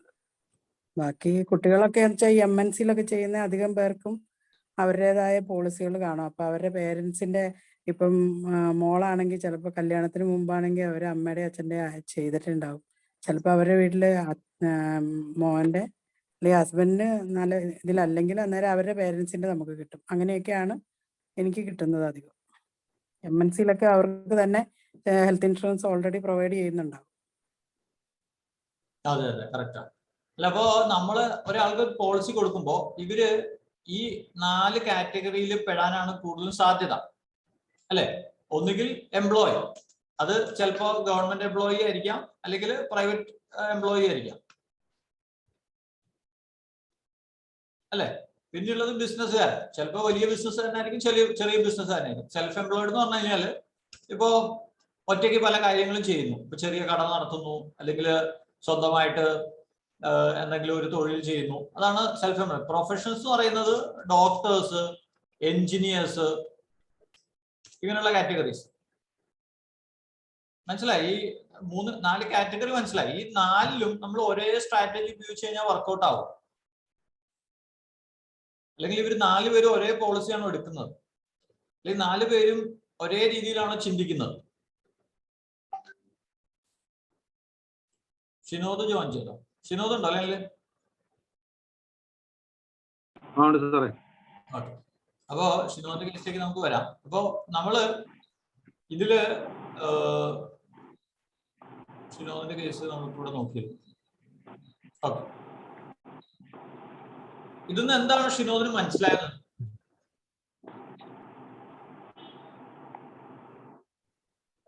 ഇവര് എത്ര പോളിസി എടുക്കുന്നുണ്ട്? ഒരു കുടുംബത്തിൽ ഇവർ എത്ര പോളിസി എടുക്കുന്നുണ്ട്? ഇവർക്ക് ഒരു പോളിസി എടുത്തു, പാരന്റ്സിന് എടുത്തു. ഇതല്ലാണ്ട് ആക്സിഡന്റ് പോളിസി എടുക്കുന്നുണ്ടോ, ഹോസ്പിറ്റൽ ക്യാഷ് എടുക്കുന്നുണ്ടോ, കൊറോണ കവചം എടുക്കുന്നുണ്ടോ, അതോ അവര് LIC എടുക്കുന്നുണ്ടോ, അല്ലെങ്കിൽ അവര് വീടിന്റെ ഇൻഷുറൻസ് എടുക്കുന്നുണ്ടോ, വണ്ടിയുടെ ഇൻഷുറൻസ് എടുക്കുന്നുണ്ടോ? ഈ കുടുംബത്തിൽ നമുക്ക് എത്ര പോളിസി കിട്ടുന്നുണ്ട് ഷിനോ? ആവറേജ് 2 ആണ്. എന്നാലും ഒരു 3 കാറ്റഗറി പോളിസി ഒക്കെ കിട്ടിയ ഫാമിലി ഒക്കെ ഉണ്ട്. പിന്നെ കൊറോണ നമ്മളുടെ ഇത് ബേസ് ചെയ്ത് പറയുകയാണെങ്കിൽ കൊറോണ പോളിസി ഒരു 2-3 പേര് അങ്ങനെ ഉള്ളവർ എടുത്തിട്ടുണ്ടായിരുന്നു അഡീഷണൽ ആയിട്ട്. പിന്നെ ഇതിന്റെ സ്റ്റാർട്ടിംഗ് എന്ന് പറഞ്ഞു കഴിഞ്ഞാൽ ഞാൻ നമുക്ക് കണക്ട് ചെയ്ത് പറയുന്ന ചെയ്തിട്ടുണ്ട്. ചിലപ്പോൾ നമ്മളൊരു എന്തെങ്കിലും സർവീസ് ചെയ്തിട്ട് പാൻ കാർഡ് സർവീസോ എന്തെങ്കിലും ചെയ്ത് കോണ്ടാക്ട് ചെയ്യുന്ന അവര് നെക്സ്റ്റ് നമ്മൾ ഈ സ്റ്റാർ ഹെൽത്തിന്റെ അല്ലെങ്കിൽ മെഡിക്ലെയിമിലേക്ക് വന്നു. മെഡിക്ലെയിം കിട്ടി കുറച്ചാൾ കഴിയുമ്പോൾ ലൈഫ് ഇൻഷുറൻസ് എടുത്തിട്ടുണ്ട്. അങ്ങനെ ഒക്കെ വരുന്നുണ്ട്. അങ്ങനെ പല പല സർവീസിൽ നിന്ന് നമുക്ക് 2-3 തരം പോളിസി ഒക്കെ ചെയ്യാൻ പറ്റിയിട്ടുണ്ട്. ഓക്കെ, ആ റെഫറൻസ് വന്ന കേസുകളൊക്കെ ആരാണ്? അവരും ഒന്ന് അത് വർക്ക് ചെയ്യുന്നവരൊക്കെ. അപ്പൊ നിങ്ങൾ മനസ്സിലാക്കേണ്ടത് ഇത്രേ ഉള്ളൂ. നമ്മൾ ഈ എംപ്ലോയി കാറ്റഗറിയിൽ നമ്മൾ മാർക്കറ്റിംഗ് ചെയ്യും. നമ്മൾ എംപ്ലോയി കാറ്റഗറിയിൽ വർക്ക് ചെയ്ത് നമുക്ക് ഇവരുടെ പാറ്റേൺ മനസ്സിലാക്കാൻ പറ്റും, അല്ലെ? ഷിനോദിന് നേരത്തെ ഒരു ക്ലാരിറ്റി ഉണ്ടായിരുന്നില്ല. നമ്മളിത് ഇപ്പോ ഇങ്ങനെ ജസ്റ്റ് വർക്ക് ചെയ്യുന്നു, നമുക്ക് ബിസിനസ് കിട്ടുന്നു, നമ്മൾ അതിൽ വെച്ചിട്ട് ഇങ്ങനെ ഹാപ്പി ആയിട്ട് പോകുന്നു. പക്ഷെ ഇതിന്ന് നമ്മൾ ഈ ചെയ്തതെന്ന് നമ്മൾ ഈ ഡാറ്റയിൽ നിന്ന് നമ്മൾ എന്ത് മനസ്സിലാക്കുന്നു എന്നുള്ളതാണ് ഇമ്പോർട്ടന്റ്. നമുക്ക് ഇവിടുന്ന് ബിസിനസ് ഗ്രോ ചെയ്യണം, നമ്മുടെ പ്രീമിയം കൂടണം, നമുക്ക് വരുമാനം കൂടണം എന്നുണ്ടെങ്കിൽ നമ്മളിപ്പോ ഇത്രയും ദിവസം ചെയ്തത് എഫേർട്ട് ഉണ്ടല്ലോ, ഇത് നമുക്ക് എങ്ങനെ യൂസ് ചെയ്യാൻ പറ്റുന്നതാണ് ഞാൻ ചിന്തിക്കുന്നത്. നമ്മള് ഈ ഒരു സെഗ്മെന്റിൽ ഫോക്കസ് ചെയ്തെന്നോ ഈ സെഗ്മെന്റ് പ്രശ്നമൊന്നുമില്ല, പക്ഷെ ഈ ഒരു സെഗ്മെന്റിൽ നമുക്ക് എങ്ങനെ കൂടുതൽ ബിസിനസ് ജനറേറ്റ് ചെയ്യാം. നമ്മൾ വേറെ സെഗ്മെന്റിലേക്കൊന്നും പോകേണ്ട കാര്യമില്ല. വേറെ സെഗ്മെന്റ് എന്ന് പറഞ്ഞു കഴിഞ്ഞാൽ ബിസിനസ്സുകാരുടെ സെഗ്മെന്റ് ഉണ്ട്, അല്ലെങ്കിൽ പ്രൊഫഷണൽസിന്റെ സെഗ്മെന്റ് ഉണ്ട്, അല്ലെങ്കിൽ സെൽഫ് എംപ്ലോയിഡ് ആൾക്കാരുടെ സെഗ്മെന്റ് ഉണ്ട്. സെൽഫ് എംപ്ലോയ്മെന്റ് ഇത് തന്നെ മിക്സ്ഡ് ആയിട്ട് വരാറുണ്ട്. ഇപ്പൊ ഹസ്ബൻഡ് ബിസിനസ് അല്ലെങ്കിൽ NRI ആയിരിക്കും, വൈഫ് ഈ പറഞ്ഞ പോലെ വേറെ വർക്ക് ചെയ്യുന്നു, അങ്ങനെ രണ്ടുപേരും നമ്മുടെ നിന്ന് എടുത്തിട്ടുണ്ടാവും. അപ്പൊ അങ്ങനെ മിക്സ് ചെയ്ത് നമുക്ക് പല കാറ്റഗറി ഇതിനകത്ത് തന്നെ വരാറുണ്ട്. പക്ഷെ എന്നാലും കൂടുതലും എംപ്ലോയി ആ കാറ്റഗറിയാണ്. ഓക്കെ. ഈ എംപ്ലോയീസ് നമ്മൾ ഈ കാറ്റഗറിയിൽ വർക്ക് ചെയ്യുമ്പോൾ ഇതിന്റെ ഗുണം എന്താ? ഗുണം മെയിൻ ആയിട്ടെന്ന് വെച്ചാൽ കുറച്ചൊക്കെ ഇവര് കൂടുതൽ നമ്മൾ ഇതിനകത്ത് ഇതൊക്കെ വേണം എന്ന് ആഗ്രഹിക്കുന്നവർ തന്നെയാണ്. കുറച്ച് സേഫ് ആയിട്ട് എല്ലാ കാര്യങ്ങളും, ഇൻഷുറൻസ് ആവശ്യത്തിന് ഇൻഷുറൻസ് എടുക്കണം, ആവശ്യത്തിന് ഹെൽത്ത് ഇൻഷുറൻസ് വേണം, അങ്ങനെയൊക്കെ വിചാരിക്കുന്ന ആൾക്കാരാണ് കൂടുതലും ഈ ഒരു കാറ്റഗറിയിൽ നോക്കുമ്പോൾ കാണുന്നത്. ഓക്കെ. അപ്പൊ ഇവരുടെ അടുത്ത് നമ്മൾ എന്താണ് സംസാരിക്കേണ്ടത്? ഇവരോട് ഞാൻ ആക്ച്വലി നമ്മൾ ആദ്യം ഒരു ഫിനാൻഷ്യൽ അഡ്വൈസർ എന്നുള്ള, ചില സമയങ്ങളിലെങ്കിലും ഫിനാൻഷ്യൽ അഡ്വൈസർ എന്നുള്ള രീതിയിലായിരിക്കും സംസാരിക്കുന്നത്. എന്തെല്ലാം നമുക്ക് ഓൾറെഡി ഉണ്ട്, എന്തെല്ലാം ടൈപ്പ് ഫിനാൻഷ്യൽ ബാക്ക്ഗ്രൗണ്ട് നമ്മൾ ഉണ്ട് എന്നുള്ളത്. അപ്പൊ അവർ പലപ്പോഴും പറഞ്ഞു വരുമ്പോൾ ചിലപ്പോൾ ഇതിൽ സാർ ആദ്യം പറഞ്ഞ പോലെ പല കാര്യങ്ങളും ഉണ്ട്. ചിട്ടി ഉണ്ടാവും, അതുണ്ടാവും, ഇതുണ്ടാവും, പല FD ഉണ്ടാവും, പല കാര്യങ്ങളുണ്ടാവും.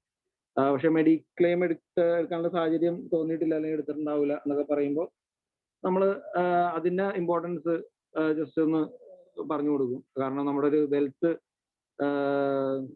എന്താ പറയാ കാക്കുന്ന ഒരു രീതിയിൽ, മീൻസ് നമ്മൾ ആ കവറേജ് എത്ര രൂപയാണോ അത്രയും എമൗണ്ടിന്റെ ഒരു വെൽത്ത് നമ്മൾ ആക്ച്വലി നമ്മൾ സേവ് ചെയ്യണം. മീൻസ് അങ്ങനെ ഒരു ആവശ്യം വന്നു കഴിഞ്ഞാൽ നമുക്ക് ഇതിന് പകരം വരുന്ന നമ്മളുടെ ഏതെങ്കിലും ഒരു നമ്മളുടെ വെൽത്തിൽ നിന്ന് തന്നെ അത് എടുത്തു കൊടുക്കേണ്ടി വരും, അല്ലെങ്കിൽ എന്തെങ്കിലും ഒരു ഡ്രീമിന് ഫുൾഫിൽ ചെയ്യാൻ പറ്റിയിരിക്കുന്ന ക്യാഷ് എടുത്ത് ചിലവാക്കേണ്ടി വരും.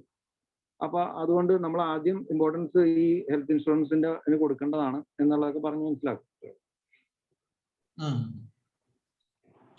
അപ്പോ എനിക്കിത് പറയാനുള്ളത് ഇത്രേ ഉള്ളൂ. നമ്മൾ മാർക്കറ്റിംഗ് ചെയ്യുമ്പോൾ നമ്മൾ കൃത്യമായിട്ട് നമ്മുടെ ടാർഗറ്റ് ഓഡിയൻസിനെ പറ്റിയിട്ട് ഉള്ള ഒരു ധാരണ നമുക്ക് ഉണ്ടാവും. കാരണം നമുക്കിപ്പോ വിൽക്കാൻ ഉദ്ദേശിക്കുന്നത് 1 കോടി രൂപയുടെ കോംപ്രഹെൻസീവ് പോളിസി ആണെന്നിരിക്കട്ടെ. ഇത് ഈ 4 കാറ്റഗറിയിൽ എവിടെയാണ് ഇത് വർക്ക്ഔട്ട് ആവുക?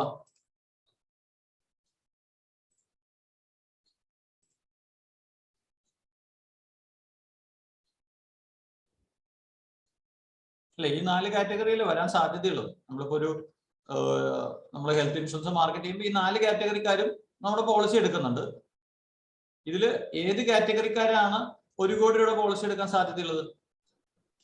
പ്രൊഫഷണൽസും ബിസിനസ്മാനും. എന്താ? പ്രൊഫഷണൽസും ബിസിനസ്മാനും ആണ് പറ്റുള്ളൂ. 1 കോടിയുടെ എന്ന് പറയുമ്പോൾ അങ്ങനെയാണ്. അതെ. അപ്പൊ നമുക്ക് 1 കോടി രൂപയുടെ പോളിസി വേണം എന്ന് നമ്മൾ തീരുമാനിച്ചു കഴിഞ്ഞാല് നമ്മൾ ഈ മറ്റേ സെഗ്മെന്റ് ചെന്ന് വർക്ക് ചെയ്ത് കഴിഞ്ഞാൽ നടക്കും?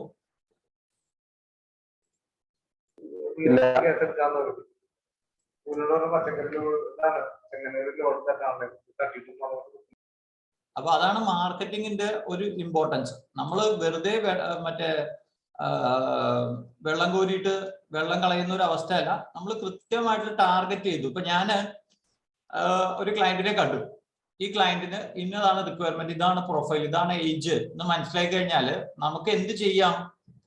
നമുക്ക് ഈ ക്ലയന്റിന്റെ അടുത്ത് ഏത് പ്രോഡക്റ്റ് പറയണം എന്നുള്ളത് നമുക്ക് തീരുമാനിക്കാം.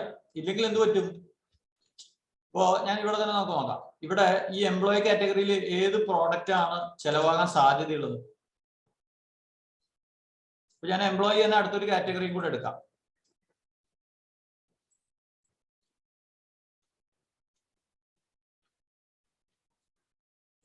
ഇവിടെ സീനിയർ എംപ്ലോയി, ഇവിടെ ജൂനിയർ എംപ്ലോയീസ് അല്ലേ? അങ്ങനത്തെ 2 കാറ്റഗറി ഇല്ലേ? ഉണ്ടോ? അങ്ങനെയുണ്ടോ? ജൂനിയർ എംപ്ലോയീസ് എന്ന് വെച്ചാൽ ചെറിയ ശമ്പളത്തിൽ ചെറിയ ജോലികൾ ചെയ്യുന്ന ആൾക്കാർ, സീനിയർ എംപ്ലോയീസ് ആണ് വലിയ ശമ്പളത്തിൽ, അവർ എംപ്ലോയി തന്നെയാണ്, പക്ഷെ 10-25 വർഷമായിട്ട് വർക്ക് ചെയ്യാണ്, നല്ലൊരു പോസ്റ്റിലായിരിക്കുന്നത്. അങ്ങനെയുള്ളവർ എന്താണ്? സീനിയർ എംപ്ലോയീസ് ആണ്. ആണോ? അങ്ങനെയാണോ? ഞാൻ എന്റെ അഭിപ്രായം പറഞ്ഞാണ്. അതെ അതെ അതെ അതെ. ഇവിടെ ഏത് പോളിസിയാണ് ചെലവാൻ സാധ്യതയുള്ളത്? ചിലപ്പോ ആരോഗ്യ സഞ്ജീവനിയെ പോവുള്ളൂ. ഇവിടെ എത്തുമ്പോ എന്ത് ചെലവാൻ സാധ്യതയുണ്ട്? FHOP പോവും, 10 ലക്ഷത്തിന്റെ പോവും, അല്ലെങ്കിൽ കോംപ്രഹെൻസീവ് പോവും, 5 ലക്ഷത്തിന്റെ പോവും.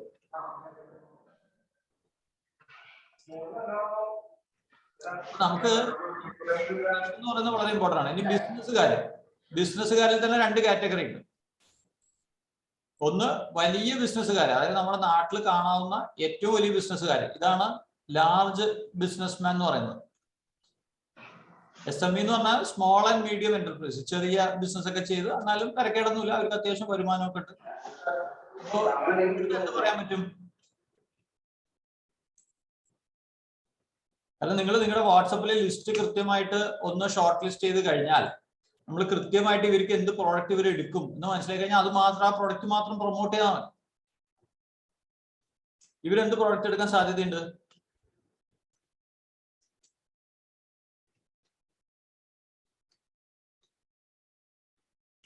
ചിനോദുണ്ടോ? അല്ലെങ്കിൽ അതായത് സാധാരണഗതിയിൽ FHOP അല്ലെങ്കിൽ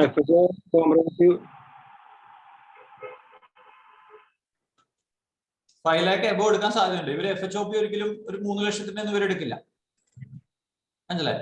വലിയ ബിസിനസ്മാൻ ആണെങ്കിൽ ഇവര് മിനിമം 25 lakhsന്റെ പോളിസി എടുക്കും. സെക്ടറിൽ വർക്ക് ചെയ്യുന്ന ആൾക്കാർ ഏത് പോളിസി എടുക്കാൻ സാധ്യതയുണ്ട്? കൂടുതലും ആരോഗ്യ സഞ്ജീവനി അല്ലെങ്കിൽ FHOP ആണ് ഇവരോട് പറയേണ്ടത്, ഇവിടെ പ്രൊമോട്ട് ചെയ്യേണ്ടത്. ആണോ? എങ്ങനെയാണോ? ഇപ്പൊ ഒരു ഡോക്ടർ മാസം 3 ലക്ഷം രൂപ അല്ലെ 5 ലക്ഷം രൂപ സമ്പാദിക്കുന്ന ഡോക്ടർ, ഇയാൾ ഏത് പോളിസി എടുക്കാൻ സാധ്യതയുണ്ട്?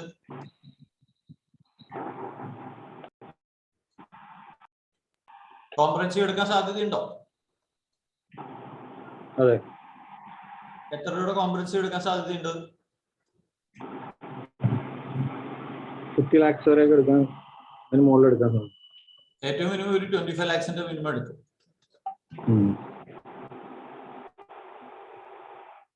അപ്പോ നിങ്ങൾ നിങ്ങളുടെ ഉള്ള ലിസ്റ്റിലുള്ള ക്ലയൻസ്, അല്ലെങ്കിൽ നമുക്ക് ഇത് ഏത് പോളിസിയാണ് വെക്കാൻ ഉദ്ദേശിക്കുന്നത്, അതായത് ഈ കഴിഞ്ഞ 1.5 വർഷം മുമ്പ് സ്റ്റാർ ഹെൽത്ത് 1 കോടി രൂപയുടെ പോളിസി ഇറക്കിയപ്പോ 1 കോടി രൂപയുടെ ഒരുപാട് പോളിസിയുടെ ചെലവായി. ഇതെല്ലാം എടുത്തിട്ടുള്ളത് ഇവിടുത്തെയുള്ള ഈ ഒരു സെഗ്മെന്റിലുള്ള ആൾക്കാരാണ്.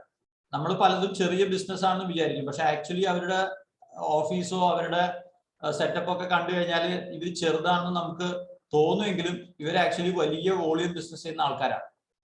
അപ്പൊ ഈ ഒരു സെഗ്മെന്റിലുള്ള ആൾക്കാരാണ് വലിയ പോളിസീസ് എടുക്കുന്നത്. കാരണം അവർക്കറിയാം അവരെടുക്കുന്ന റിസ്ക്കും ടെൻഷൻസും അവർക്ക് വരാൻ സാധ്യതയുള്ള ഫ്യൂച്ചറിലെ കാര്യങ്ങൾ അവർക്ക് കൃത്യമായിട്ട് അറിയാവുന്നതുകൊണ്ട് അവര് നല്ല വലിയ പോളിസികളാണ് ഈ ഒരു സെഗ്മെന്റിലുള്ളവർ എടുക്കുന്നത്.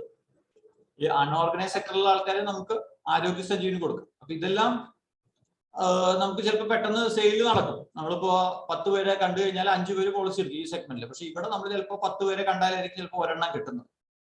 പക്ഷെ നമ്മൾ അങ്ങനെ ഒരാളെ ചേർത്തി നമുക്ക് ആ ഒരു സെഗ്മെന്റിൽ ഒരു 10-25 പേര് ആയിക്കഴിഞ്ഞാൽ നമുക്ക് എന്ത് കിട്ടും? ഇപ്പോ ഇവിടെ ഷിനോദ് വർക്ക് ചെയ്തു. ഷിനോദിന് ഇത്രയും ക്ലയൻസ് ആയി, ഈ ക്ലയൻസ് ഒക്കെ പോളിസി എടുത്തു. അപ്പൊ ഷിനോദിന് എന്ത് കിട്ടി? കോൺഫിഡൻസ് കിട്ടി, ഇല്ലേ? ഈ ഒരു സെഗ്മെന്റിലുള്ള ക്ലയൻസ് വന്നു കഴിഞ്ഞാൽ ഷിനോദിന് എന്തെങ്കിലും ടെൻഷൻ ഉണ്ടോ, പേടിയുണ്ടോ, അല്ലെങ്കിൽ എന്തെങ്കിലും കൺഫ്യൂഷൻ ഉണ്ടോ? ഇല്ല. കാരണം നമുക്ക് മനസ്സിലായില്ലേ ഇവര് ഇന്ന കാര്യങ്ങളൊക്കെ പറയാൻ സാധ്യതയുള്ളത്, ഇന്ന കാര്യങ്ങൾ ഇവർ പറയും. എന്നിട്ട് ഇവരെപ്പോ പോളിസി എടുക്കും? 3 മാസം കഴിയുമ്പോൾ എടുക്കും, അല്ലേ? അതല്ലേ ഇവരുടെ ഒരു പാറ്റേൺ. നമ്മൾ ഇന്നിപ്പോ ഇവരുടെ അടുത്ത് പറഞ്ഞാലും ഇവരൊന്നും പോളിസി എടുക്കില്ല. ഇവരെപ്പോ പോളിസി എടുക്കും? ഇതിൽ ആരെങ്കിലും മിനിമം 2 മാസം കഴിയുമ്പോൾ എടുക്കും. ഇമ്മീഡിയറ്റ് ക്ലോസിംഗ് ഉണ്ടോ? ഇല്ല ഇല്ല. കാരണം ഇത് ഞാൻ ഈ സെഗ്മെന്റിലൊക്കെ വർക്ക് ചെയ്തിട്ടുള്ളതുകൊണ്ട് ഞാൻ പറയാം. ക്ലോസിംഗ് റേഷ്യോ അല്ലെങ്കിൽ ക്ലോസിംഗ് സ്പീഡ് എത്ര തലകുത്തി നിന്ന് കഴിഞ്ഞാലും ഇവർ ഇമ്മീഡിയറ്റ് ആയിട്ട് എടുക്കുമോ? ഇല്ല ഇല്ല, അവര് ഇങ്ങനെ കുറെ തവണ ഇങ്ങനെ നടത്തിക്കുന്നു. ഒരു മാസം തൊട്ടിട്ട് എത്ര നാൾ വരെ എടുക്കാറുണ്ട്? ഞാൻ എന്റെ ഒരു ഇത് പറഞ്ഞാണ്, ഷിനോന്റെ അഭിപ്രായം അല്ലെങ്കിൽ ഷിനോന്റെ അനുഭവം. അല്ല, 3 മാസം വരെയൊക്കെ എടുത്ത് ചെയ്യാറുണ്ട്. അത് ആ പെർട്ടിക്കുലർ കസ്റ്റമറുടെ കുഴപ്പമല്ല അത്. പിന്നെ എന്തിന്റെ കുഴപ്പം? അത് അവര് ഈ സെഗ്മെന്റിന്റെ കുഴപ്പം.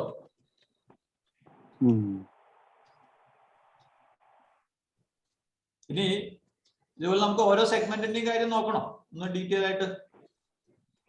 കാരണം നമുക്ക് ഇത് ഇങ്ങനെയാണ്, ഇവര് 3 മാസം കഴിഞ്ഞിട്ട് പോളിസി എടുക്കുള്ളൂ എന്ന് മനസ്സിലായി കഴിഞ്ഞാൽ നമുക്ക് എന്ത് ചെയ്യാം? നമുക്ക് എന്താ ചെയ്യാൻ പറ്റുക?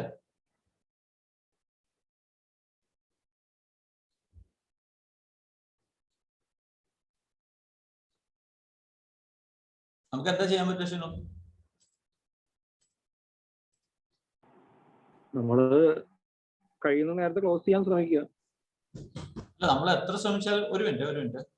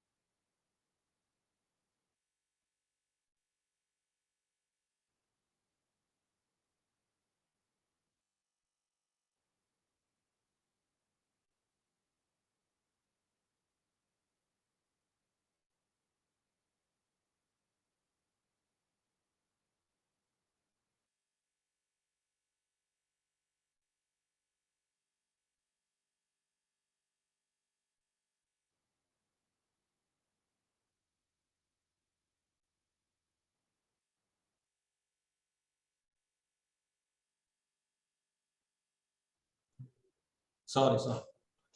അപ്പൊ നമുക്ക് അടുത്ത ഏതെങ്കിലും ഒരു സെഗ്മെന്റിന്റെയും കൂടെ നമുക്ക് ഒരു പാറ്റേൺ ഒന്ന് മനസ്സിലാക്കാം.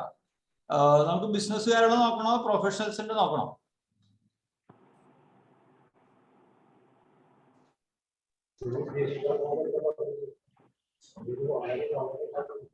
രണ്ടും കുഴപ്പമില്ല, ബിസിനസ്സാണ് ഇത്തിരി കൂടെ നല്ലത്, നമ്മളെ വലിപ്പിക്കുന്നവരാ. ഓക്കെ, ഷിനോദിനോ? പ്രൊഫഷണൽസ്. ഓക്കെ. അപ്പൊ നമുക്ക് ഇവരെ എങ്ങനെയാണ് നമുക്ക് ഇത് ചെയ്യാൻ പറ്റുക, നമുക്ക് എങ്ങനെയാണ് ഇവരെ ഒന്ന് കൈകാര്യം ചെയ്യാൻ പറ്റുക എന്നുള്ളത് നമുക്കൊന്ന് ഡിസ്കസ് ചെയ്യാം.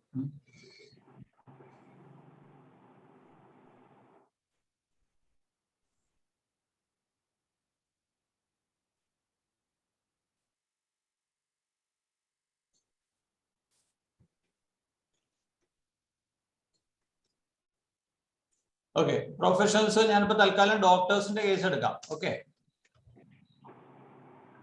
ഈ ഡോക്ടേഴ്സിന്റെ നമ്മൾ എപ്പോഴാണ് ഈ ക്ലയന്റിനെ അപ്രോച്ച് ചെയ്യേണ്ടത്? നമുക്ക് ഡോക്ടേഴ്സിനെ നമ്മൾ ടാർഗറ്റ് ചെയ്യാൻ ഉദ്ദേശിച്ചിരിക്കട്ടെ. നമ്മൾ ഈ ഡോക്ടർ എപ്പോഴാണ് നമ്മൾ വാട്സപ്പ് മെസ്സേജ് അയക്കേണ്ടത്? നമ്മൾ എപ്പോഴാണ് ക്ലയന്റിനെ വിളിക്കേണ്ടത്? നമ്മൾ എപ്പോഴാണ് ക്ലയന്റ് അടുത്ത് അപ്പോയിന്റ്മെന്റ് എടുക്കേണ്ടത്? പകലൊന്നും നടക്കൂല, പകലൊക്കെ അവര് തിരക്കാരിയും അല്ലേ? ഡോക്ടർമാരെ നിങ്ങൾ കോണ്ടാക്ട് ചെയ്യണം, കച്ചവടം നടക്കണം എന്നുണ്ടെങ്കിൽ രാത്രി 10 മണിക്ക് വിളിക്കണം. മനസ്സിലായോ? ഇതാണ് ഏറ്റവും ഇമ്പോർട്ടൻ്റ് ആയിട്ടുള്ള സമയം. ഒരു കാര്യം, നിങ്ങൾ ഒരു ഡോക്ടറെയും രാവിലെ 5 മണിക്കോ 10 മണിക്കോ രാവിലെ 1 മണിക്കോ ഒന്നും വിളിച്ചിട്ട് ഒരു കാര്യമില്ല. നിങ്ങളുടെ ഡോക്ടറുടെ കച്ചവടം നടക്കണം എന്നുണ്ടെങ്കിൽ നമ്മൾ ഡോക്ടറെ ഒന്നുകിൽ രാത്രി 10 മണിക്ക് വിളിക്കണം, അല്ലെങ്കിൽ എപ്പോ വിളിക്കണം? സൺഡേ ഉച്ചക്ക് 3 മണിക്ക് വിളിക്കണം. മനസ്സിലായോ? ഇവരെ വിളിച്ചിട്ട് എന്താ പറയേണ്ടത്?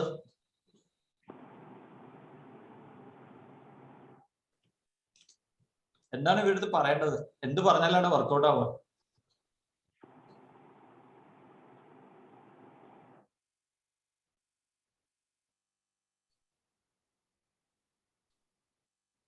എന്തെങ്കിലും ഐഡിയ ഉണ്ടോ?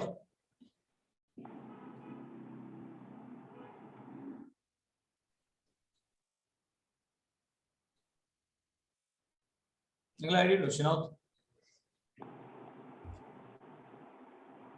ഇല്ല, അങ്ങനെ സ്പെസിഫിക് ആയിട്ട് അറിയില്ല. ഞാൻ ചോദിച്ചത് ഇവരോട് ചെന്ന് കോംപ്രഹെൻസീവ് പറഞ്ഞാൽ നടക്കുമോ എന്നാണ് ചോദിക്കുന്നത്. കോംപ്രഹെൻസീവ് നമുക്ക് പിച്ച് ചെയ്യാം, ധൈര്യമായിട്ട് പിച്ച് ചെയ്യാവുന്ന ഒരു കസ്റ്റമറാണ്. ഓക്കെ, നിങ്ങളിത് പിച്ച് ചെയ്ത് കഴിഞ്ഞാൽ നിങ്ങൾക്ക് കച്ചവടം കിട്ടില്ല, കച്ചവടം പോകും. വേറെന്താ പിച്ച് ചെയ്യാൻ പറ്റുക?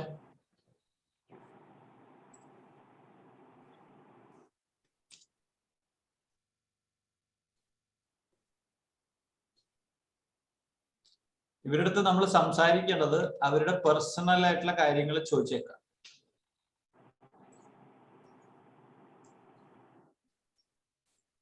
ഇവരോട് സംസാരിക്കേണ്ടത് അവരുടെ പേഴ്സണൽ കാര്യങ്ങളാണ്. പിന്നെന്താ സംസാരിക്കാൻ പറ്റുക? അവരുടെ ഫാമിലിയെ പറ്റിയിട്ടാണ്. പിന്നെന്താ ചോദിക്കാൻ പറ്റുക? അവരുടെ പ്രൊഫഷനെ പറ്റിയിട്ടാണ്. പിന്നെന്താ ലാസ്റ്റ് പറയേണ്ടത്? ഇതിനെ പറ്റിയിട്ട് നിങ്ങൾ ഒന്നും പറയേണ്ട കാര്യമില്ല. ഇതിനെ കുറിച്ചിട്ട് എന്ത് പറഞ്ഞാൽ മതി?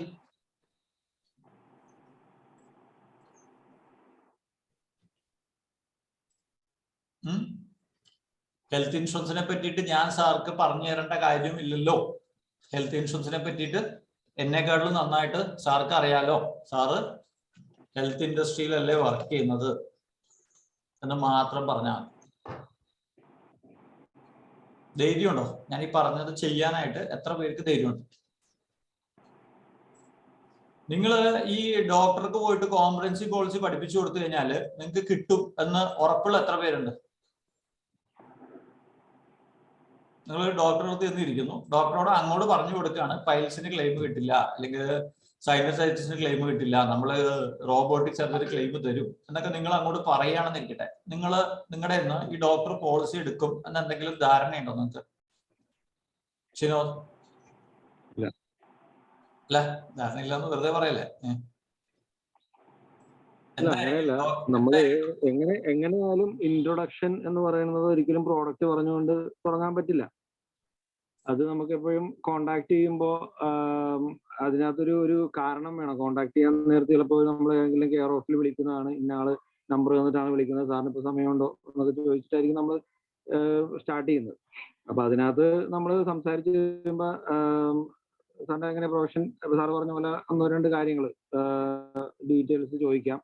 ഫാമിലി, മക്കളൊക്കെ ഇവിടെ തന്നെ ഉണ്ടോ എന്നൊക്കെയുള്ള, അല്ലെങ്കിൽ കല്യാണം കഴിച്ച് പിള്ളേർ എത്ര പേരുണ്ട് എന്നൊക്കെയുള്ള രീതിയിൽ അവരോട് ചോദിക്കാവുന്ന രീതിയിൽ ചോദിക്കുക, കാര്യങ്ങൾ മനസ്സിലാക്കാം.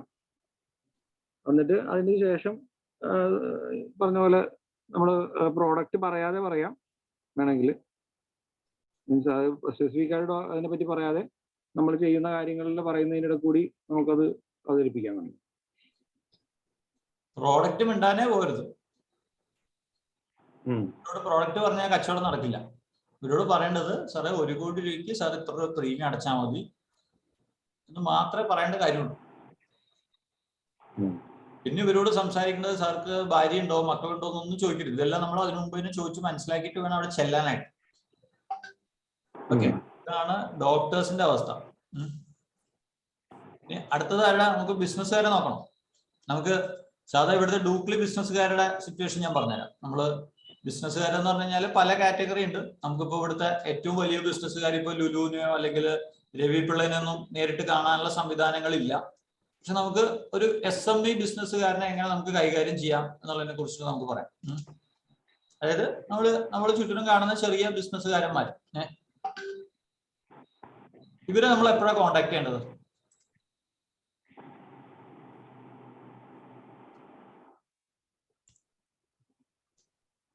രാജുവേട്ടാ, ഇവരെ എപ്പോഴാണ് കോണ്ടാക്ട് ചെയ്യേണ്ടത്? കേട്ടില്ല, ഒന്നോടൊന്ന് പറഞ്ഞു. നമ്മളെ വലിയ ബിസിനസ്സുകാരെ ഒഴിവാക്കി, നമുക്ക് അവരായിട്ട് കോണ്ടാക്ട് ഇല്ല, നമ്മൾ വിചാരിച്ച തൽക്കാലം അവിടെ നടക്കില്ല. ഞാൻ നെഗറ്റീവായിട്ട് പറയുന്നത്, നമുക്ക് ഒരു ഇടത്തരം ഉള്ള business, small and medium enterprise, നമ്മൾ ചുറ്റിനും കാണുന്ന ചെറിയ കടകൾ നടത്തുന്നവര്, നമുക്ക് പരിചയമുള്ള നാട്ടിലുള്ള ബിസിനസ്സുകാർ, ഇവരുടെ സെഗ്മെന്റിൽ ഇവരെ നമ്മൾ എപ്പോഴാണ് കോണ്ടാക്ട് ചെയ്യേണ്ടത്? ഇവരെ ഉച്ച കഴിഞ്ഞിട്ടൊക്കെ പോവാം. ഞാൻ ഉച്ച കഴിഞ്ഞിട്ടാണ് പോയിരുന്നത്. പക്ഷെ രാവിലെ അവർക്ക് കച്ചവടത്തില് തിരക്കുണ്ടാവും. പിന്നെ ചിട്ടിയുടെ ഇത് അങ്ങനെ കാര്യം പറയും, ബാങ്കിൽ അടയ്ക്കേണ്ട കാര്യമൊക്കെ പറയും. ഉച്ച കഴിഞ്ഞിട്ട് പോയിട്ട് എത്ര കച്ചവടം കിട്ടിയിട്ടുണ്ട്? അതിന് കച്ചവടം 2-3 പറഞ്ഞിട്ടുണ്ടെന്ന് മാത്രമേ ഉള്ളൂ. അത് എല്ലാവരും കിട്ടിയില്ല. ഇത് കച്ചവടം കിട്ടണമെങ്കിൽ വെളുപ്പിന് 7 മണിക്കും 8 മണിക്കും ഇവരെ വിളിക്കണം. അതെ ശരി ശരിയാ. ഇതാണ് ഇവരെ വിളിക്കേണ്ട സമയം. കറക്റ്റാ. വിളിച്ചിട്ടുണ്ടോ? ഇല്ല. നമ്മൾ തിരക്കാണല്ലോ, അതാണ് നമ്മൾ. അതെ കറക്റ്റ്. അത് വേറെ ഒരു കാര്യം കൂടെ പറയാനുണ്ട്. നമുക്ക് ഈ വക്കീലന്മാരെ ഇപ്പൊ പോയി കാണാൻ പറ്റും. വക്കീലന്മാരെ വിട്ടേ. വക്കീലന്മാരെ കൊണ്ട് നമുക്ക് ഗുണമൊന്നും ഉണ്ടാവില്ല. എല്ലാ നൂലാമല കയറി പിടിക്കും അല്ലേ? അതെ, നമ്മള് വക്കീലന്മാരെ നടക്കില്ല എന്നല്ല, നമുക്ക് ഇങ്ങനത്തെ നല്ല സെഗ്മെന്റ് ഉള്ളപ്പോ, നല്ല ഡോക്ടർമാരും നല്ല ബിസിനസ്സുകാരും ഉള്ളപ്പോ നമ്മൾ വെറുതെ അവരുടെ തലവെച്ച് കൊടുക്കേണ്ട കാര്യമില്ല. അടുത്ത് നടക്കാഞ്ഞിട്ടില്ല, ക്ലോസ് ചെയ്യാൻ പറ്റും, അതൊന്നുമില്ല. പക്ഷെ നമുക്ക് തൽക്കാലം ഈ 2 സെഗ്മെന്റ് ആണ് നമുക്ക് ബെസ്റ്റ് സെഗ്മെന്റ്. ഞായറാഴ്ച ഇവർ എത്ര മണിക്ക് വിളിച്ചാൽ കിട്ടും? ഞായറാഴ്ച വൈകി എഴുന്നേൽക്കുന്നവരാണ് മിക്കവരും ബിസിനസ്സുകാർ. കറക്റ്റ് 12 മണിക്ക് വിളിക്കണം ഉച്ചയ്ക്ക്. രാവിലത്തെ ഭക്ഷണം കഴിഞ്ഞ് ഇവരിങ്ങനെ ഒന്ന് റിലാക്സ് ചെയ്തിരിക്കുന്ന സമയമായിരിക്കും. 4 മണി കഴിഞ്ഞവരെ കിട്ടില്ല. അപ്പോയിന്റ്മെന്റ് എടുക്കുകയാണെങ്കിൽ ഞായറാഴ്ച ഉച്ചയ്ക്ക് 12 മണിക്ക് വീട്ടിലേക്ക് വരട്ടെ എന്ന് ചോദിക്കണം.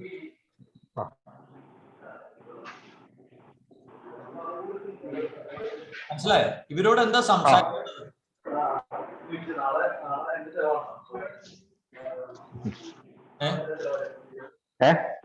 ഇവരോട് എന്താ സംസാരിക്കേണ്ടത് ചോദിക്കുന്നു. അല്ല, ഇവരോട് നമുക്ക് ഇത് ഇൻഷുറൻസിന്റെ കാര്യങ്ങള്, ഇന്ന കാര്യങ്ങളുണ്ട്. ആദ്യം നമുക്ക് മറ്റേ ഇപ്പൊ ഞാനിപ്പോ 1-2 ബിസിനസ്സുകാരോട് പറഞ്ഞത് ഈ മറ്റേ 1 കോടി രൂപയുടെ ഇതാണ്, എയർ ആംബുലൻസ് ഉണ്ട്, ഇന്ന കാര്യങ്ങളാണ് പറഞ്ഞിരുന്നത്. അപ്പൊ ഒരു 2 പേരുടെ ഒരു ഏതാണ്ട് 75% വർക്ക് കഴിഞ്ഞിട്ടുണ്ട്. ചെറിയൊരു ഇതും കൂടെ ഉള്ളൂ. അതൊന്നും പോളിസി കിട്ടില്ല. ഇവരുടെ അടുത്ത് പോളിസി കിട്ടണമെങ്കിൽ ഇവരോട് ചോദിക്കേണ്ട കാര്യം ഇവരുടെ പ്രശ്നങ്ങളെ കുറിച്ച് ചോദിച്ചാൽ മതി. അപ്പൊ ഇവരെന്ത് ചെയ്യും? പ്രശ്നങ്ങൾ തുറന്നിടും. ഇവര് 1 മണിക്കൂർ നമ്മളോട് കഥ പറയും. അതൊക്കെ തന്നെ എല്ലാ കടങ്ങളും ഇതുള്ളതൊക്കെ പറയുന്നുണ്ട്. ഇത് കഴിഞ്ഞിട്ട് നമ്മൾ എന്ത് ചെയ്യണം? ഈ പ്രശ്നമുള്ള ചേട്ടൻ ഒരു ഇൻഷുറൻസ് കൂടി ഇല്ലെങ്കിലുള്ള അവസ്ഥ ഒന്ന് ആലോചിച്ച് നോക്കി.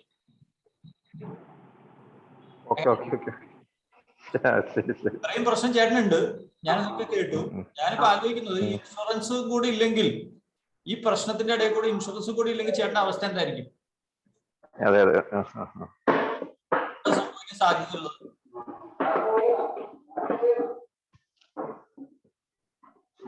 വീണ് 1 മണിക്കൂർ കഥയും കേട്ടു, നമ്മൾ അവിടെ ഇരുന്ന് ചായയും കുടിച്ചു, ഉച്ചയ്ക്ക് ഊണും കഴിക്കാൻ. അപ്പൊ ഇനി ചെക്ക് തരാണ്ട് നമുക്ക് അവിടെ ഇറങ്ങാൻ പറ്റുമോ? ഇത് പറ്റുന്ന എന്താ വെച്ചാല്, നമ്മള് ഇവരെ വിളിക്കേണ്ട സമയത്തിനല്ല നമ്മൾ ഇവരെ വിളിക്കുന്നത്. ഒന്ന്, നമ്മൾ ഇവരോട് അപ്പോയിന്റ്മെന്റ് എടുക്കേണ്ട സമയം ഞായറാഴ്ച ഉച്ചയ്ക്ക് 12 മണിക്ക് ഇവര് ഫ്രീ ആയിരിക്കുമ്പോ നമ്മള് ഇവന്റെ കടയിൽ 4 മണിക്ക് അവനൊന്ന് പതുക്കെ ഒന്ന് റിലാക്സ് ചെയ്യുന്ന സമയത്ത് പോയിട്ട് 4 മണിക്ക് അവിടെ ചെന്നിരിക്കും.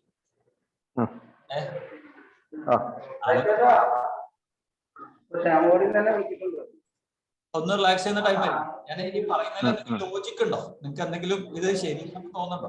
ഇല്ല, കറക്റ്റാണ്. ഞാനിത് ആലോചിക്കാതൊന്നുമില്ല, സംഭവം ഒക്കെയാണ്. പക്ഷെ ഈ പറഞ്ഞ ഇത് ഒരു പുതിയ ഐഡിയ ആണ്. ഇതൊന്നും ഇല്ലെങ്കിൽ ചേട്ടന്റെ കാര്യം ഒന്ന് ആലോചിച്ച് നോക്കിയെന്ന് പറഞ്ഞാൽ ഞാനത് പറഞ്ഞിട്ടില്ല. അല്ല, നമ്മള് ഈ പ്രശ്നം അവര് പറയുമ്പോഴത്തേക്കും തന്നെ ചേട്ടാ പ്രശ്നമൊന്നും പറയണ്ട, എനിക്ക് കേൾക്കാൻ താല്പര്യമില്ല എന്നുള്ള രീതിയിൽ നമ്മൾ അവിടെ നിന്ന് ഇറങ്ങി വരിക. ഞാൻ പറഞ്ഞത് ഇതിന്റെ സീക്വൻസ് നമ്മൾ മാറ്റുന്നു, അത്രേ ഉള്ളൂ. നമ്മൾ ആദ്യം ഇൻഷുറൻസ്, അവൻ പ്രശ്നം പറഞ്ഞു അല്ലെ, നമ്മൾ ആദ്യം എന്ത് ചെയ്യുന്നു? ആദ്യം അവന്റെ പ്രശ്നം ചോദിക്കുന്നു, പിന്നെ എന്ത് ചെയ്യുന്നു? പിന്നെ നമ്മൾ ഇൻഷുറൻസ് പറയുന്നു. വർക്കൗട്ട് ആവോല്ലേ? വർക്കൗട്ടോ? മറ്റേ അന്നാ മാധവ് പറഞ്ഞല്ലോ, ഒരു ഡോക്ടറെ വീട്ടിൽ പോയിട്ട് ചായ കുടിച്ചതിന്റെ കഥ പോലെ തന്നെ സംഭവം വീഴാവുന്ന കേസാണ്. ആ ചായ തന്ന കസ്റ്റമർ എന്നെ രാത്രി 10:30 വിളിച്ചു വിടാം, ഒരു കച്ചവടം തന്നു. അതാ പറഞ്ഞത്. അതിലും പറ്റിയ ഞാൻ ഇത്ര ആലോചിച്ചില്ല ഈ ഒരു സംഭവം. ഇതൊരു നല്ലൊരു ഇതാണ്. ആ ചായ കുടിച്ച കസ്റ്റമർ എനിക്ക് കഴിഞ്ഞ ശനിയാഴ്ച വിളിച്ചിട്ട് രാത്രി 10:30 വിളിച്ചത്. ഞാൻ ഓടിച്ചെന്ന് എടുത്തു. രാത്രി 10:30 ഒരു ഡോക്ടർ ഇങ്ങോട്ട് എന്നെ വിളിക്കുന്നുണ്ടെങ്കിൽ വെറുതെ വിളിക്കുവോ? ഇല്ലില്ല. എനിക്ക് നല്ലൊരു കച്ചവടം കിട്ടി. അതെ അതെ അതെ, മനസ്സിലായി.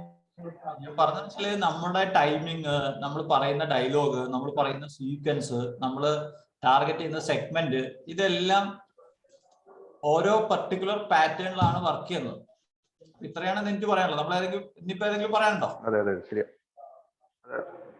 ഒരു 5 മിനിറ്റ് കൂടെ സമയമുണ്ട്. നമുക്ക് വേറെ ഏതെങ്കിലും സെഗ്മെന്റ് കൂടെ പറയണമെങ്കിൽ പ്രസന്ന മാഡം എന്ന് പറഞ്ഞ പ്രസന്ന മാഡത്തിന് ഏതെങ്കിലും സെഗ്മെന്റിനെ കുറിച്ച് പഠിക്കാൻ താല്പര്യമുണ്ടോ?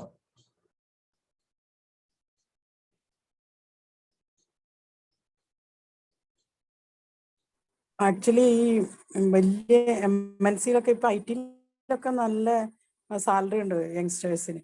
അവരെ ഒന്ന് കൈ കിട്ടാനുള്ള പാട്. ഓക്കെ, നമുക്ക് ഇനി IT സെഗ്മെന്റും കൂടെ എങ്ങനെ കവർ ചെയ്യണമെന്ന് ഞാൻ പറഞ്ഞു. IT പഠിക്കാൻ താല്പര്യമുണ്ടോ? IT സെഗ്മെന്റ് എങ്ങനെ കവർ ചെയ്യാം? പഠിച്ചാൽ കൊള്ളായിരുന്നു. ഇല്ല, അതൊക്കെ പഠിച്ചിട്ട് വല്ലതും ചെയ്യുമോ? അതാണ് എൻ്റെ ഒരു പ്രശ്നം. ഞാനിവിടെ ഇരുന്ന് ഇങ്ങനെ എല്ലാം പഠിപ്പിച്ചു തരുന്നുണ്ട്, പക്ഷെ നിങ്ങൾ അതൊക്കെ അപ്ലൈ ചെയ്താലാണ് ഇതുകൊണ്ട് കാര്യമുള്ളൂ. ഓക്കെ, IT സെഗ്മെന്റ് അല്ലേ? ഒരു മിനിറ്റ് സാർ, ഇപ്പം എനിക്കറിയുന്ന 1-2 കുട്ടികൾ നേരത്തെ പോളിസി ഉണ്ടായിരുന്നു, അവർ വേറെ കമ്പനികളിലാണ്. ഇപ്പൊ വേറെ കമ്പനിയിട്ട് മാറി. ഇപ്പൊ 8-10 ലക്ഷമൊക്കെ ആനുവൽ ഇൻകം ഉണ്ടായിരുന്നവർ 12-16 ലക്ഷത്തിന്റെ ഒക്കെ ബാക്കിലേക്ക് മാറിയിട്ടുണ്ട്. അപ്പൊ അവർക്ക് ഓൾറെഡി നേരത്തെ പോളിസികൾ ഉണ്ടായിരുന്നു വേറെ കമ്പനികളിൽ.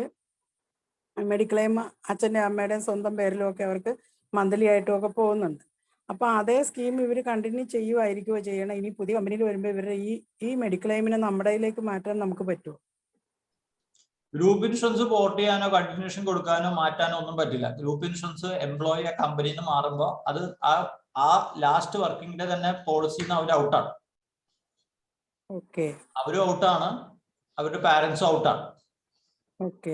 പിന്നെ ഇവരെങ്ങനെയാ ടാർഗറ്റ് ചെയ്യേണ്ടത്, ഇവരോട് എന്താ പറയേണ്ടത്, എപ്പോഴാണ് പറയേണ്ടത് ഞാൻ പറഞ്ഞത്. ഇവരോട് എങ്ങനെയാണ് എപ്പോഴാണ് ടാർഗറ്റ് ചെയ്യാൻ പറ്റുക മാഡം? ഇവരെ നമുക്ക് ആക്ച്വലി ഇവരെ കിട്ടുന്നത് സാറ്റർഡേ സൺഡേ ഇവർക്ക് അവധിയായിരിക്കും അധികവും. സാറ്റർഡേ സൺഡേ ഒന്നും കിട്ടില്ല. ഇവര് എന്താ ചെയ്യേണ്ടത് വെച്ചാല് ഇവര് ഓൾ ടൈം, ഇവർക്ക് സമയമൊന്നുമില്ല, ഓൺലൈൻ ഉണ്ടായിരിക്കും, എപ്പോഴും ഓൺലൈൻ ഉണ്ടായിരിക്കും. ഫുൾ ഓൾ ടൈം നമ്മൾ എന്ത് ചെയ്തുകൊണ്ടിരിക്കണം? ഓൺലൈനിലൂടെ ഇവർക്ക് സാധനം അയച്ചു കൊടുത്തോണ്ടേയിരിക്കണം. ഇവർക്ക് നേരവും കാലം സമയമൊന്നുമില്ല. നമ്മള് രാവിലെ 6 മണിക്ക് എണിച്ചെങ്കിൽ നമ്മൾ ഇവർക്ക് രാവിലെ 6 മണിക്ക് തന്നെ അങ്ങോട്ട് അയച്ചു കൊടുത്തേക്കാം. നമ്മൾ രാത്രി 12 മണിക്ക് ഉറങ്ങിയിട്ടില്ലെങ്കിൽ നമ്മൾ 12 മണിക്ക് അയച്ചു കൊടുത്തേക്കാം. നമ്മൾ ഉച്ചയ്ക്ക് ഫ്രീ ആണെന്നുണ്ടെങ്കിൽ ഉച്ചയ്ക്ക് ഇവർക്ക് വാട്സപ്പിൽ അയച്ചു കൊടുത്തേക്കാം. മനസ്സിലായോ? എത്ര അയക്കണം? മിനിമം ഒരു 200 എണ്ണമെങ്കിലും ഇവരുടെ വാട്സപ്പിൽ നമ്മുടെ സാധനം ഹിറ്റ് ചെയ്യണം. അപ്പോഴാണ് ചെറിയൊരു കുലുക്കം ഉണ്ടാവുള്ളൂ. മനസ്സിലായോ? ഇവരുടെ എങ്ങനെ പോളിസി ക്ലോസ് ചെയ്യാൻ പറ്റുക?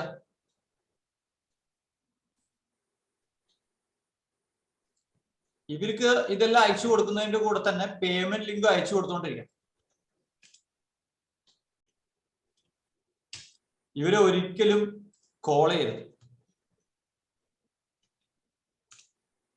ഇവര് കോൾ ചെയ്ത് കഴിഞ്ഞാൽ നിങ്ങൾക്ക് കിട്ടുന്ന കച്ചവടം കോൾ എടുക്കൂല, അവരെപ്പോഴും വാട്സപ്പിൽ റെസ്പോണ്ട് ചെയ്യുള്ളൂ. നിങ്ങളുടെ ഫോൺ എടുത്തിട്ട് നിങ്ങൾ അവരെ വിളിച്ചാൽ എന്തു പറ്റും? നിങ്ങളുടെ കച്ചവടം പോയി. ഞാൻ ഈ പറയുന്നതിൽ എന്തെങ്കിലും അർത്ഥമുണ്ടോ? മാഡം എന്താ ചിരിക്കുന്നു?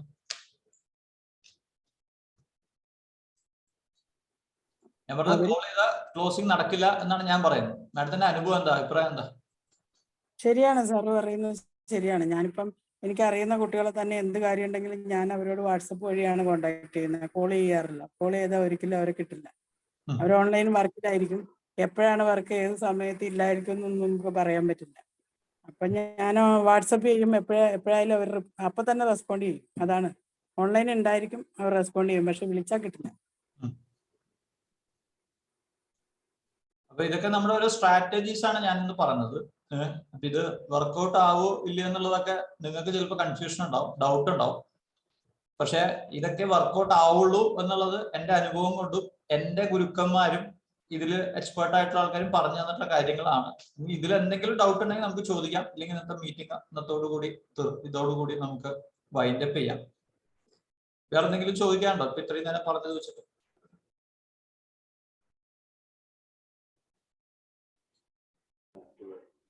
അപ്പൊ നമ്മളിന്ന് മാർക്കറ്റിങ്ങിനെ കുറിച്ചിട്ടാണ് പറഞ്ഞത്. ഷിനോദിന്റെ എന്താ അഭിപ്രായം ഇന്നത്തെ ഈ ഒരു?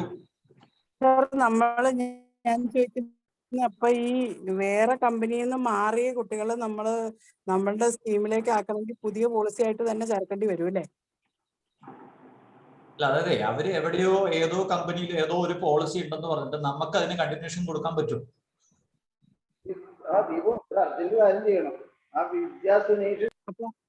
ഞാനൊരു കാര്യം പറയാം, ഇവരോടുണ്ടല്ലോ, ഈ ഒരു സെഗ്മെന്റ് ഉണ്ടല്ലോ, ഇവരടുത്ത് ഒരു മേഴ്സി കാണിക്കരുത്.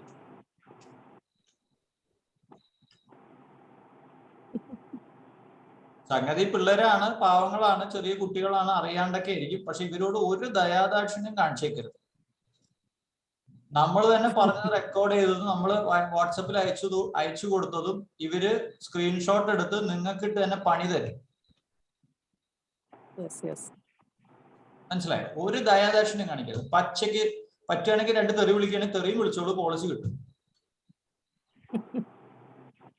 ഞാൻ ക്ലോസ് ചെയ്തിട്ടുകൊണ്ട് പറയാണ്, നിങ്ങളൊന്നും വിചാരിക്കരുത്. ഞാൻ ഈ പറഞ്ഞ എല്ലാ സെഗ്മെന്റും നമ്മൾ കൈകാര്യം ചെയ്തു. ഈ കൈകാര്യം ചെയ്യുക മാത്രമല്ല, കൈകാര്യം ചെയ്ത ശേഷം അതിന്റെ അനുഭവങ്ങളും അതിന്റെ ഞാൻ പഠിച്ച് മനസ്സിലാക്കിയുള്ള കാര്യങ്ങളാണ് നിങ്ങളോട് പറയുന്നത്.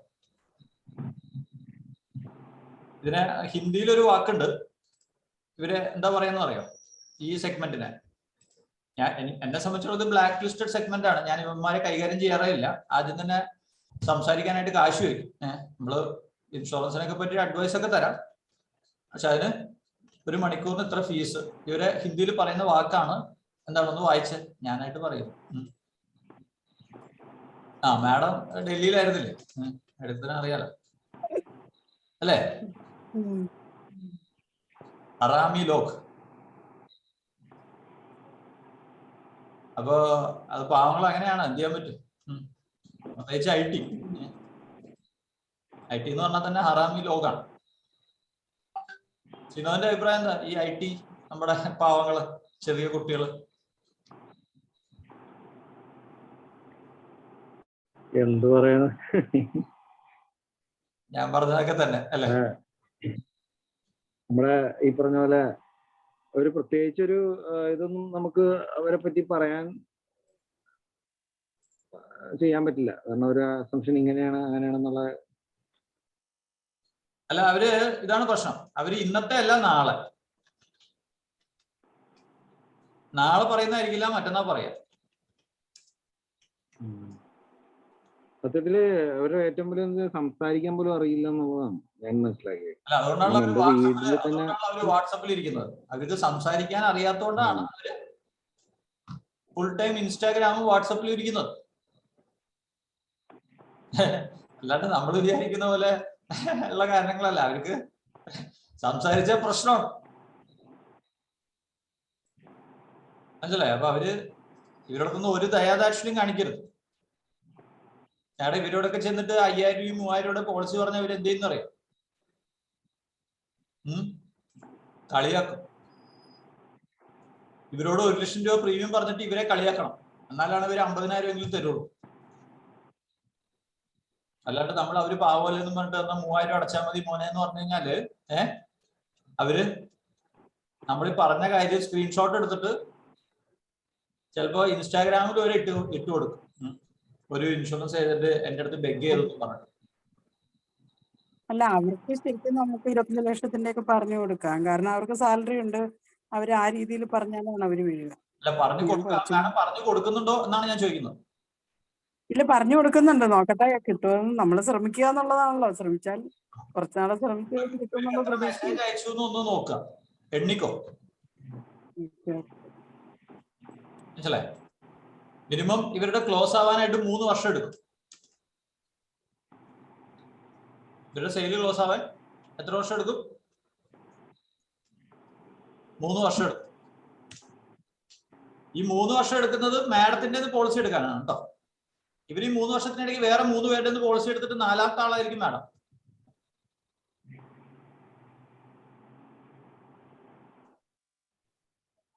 എന്നാണ് ഞാൻ പറയുന്നത്. ഞാൻ ഈ പറഞ്ഞതിൽ എന്തെങ്കിലും എതിരഭിപ്രായങ്ങളുണ്ടോ? അതായത് നമ്മുടെ 3 വർഷം കഴിഞ്ഞിട്ട് പോളിസി എടുക്കുന്നത് നമ്മൾ 4ാമത്തെ ആളായിരിക്കും, 4ാമത്തെ ഏജന്റ് ആയിരിക്കും അവർ. ഇതിനു മുമ്പുള്ള ആൾക്കാർ ആരായിരിക്കും? ഒരു പക്ക സെയിൽസ്മാന്റെ അടുത്ത് ഇവർ തലവെച്ചു കൊടുക്കും. മനസ്സിലായോ? ഇത് കൂടാണ്ട് ഇവര് പോളിസി ബസാറിലൂടെ പോളിസി എടുക്കും, അല്ലെങ്കിൽ ഓൺലൈനിലൂടെ പോളിസി എടുക്കും. പിന്നെ ഒരെണ്ണം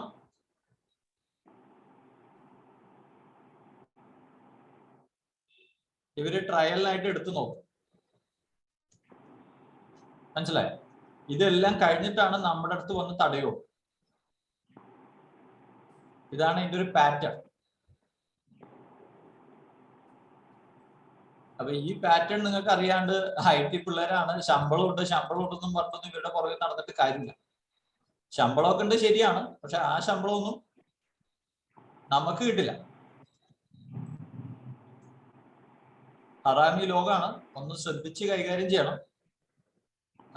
വേറെ പേടിക്കാനൊന്നുമില്ല. വേറെ എന്തെങ്കിലും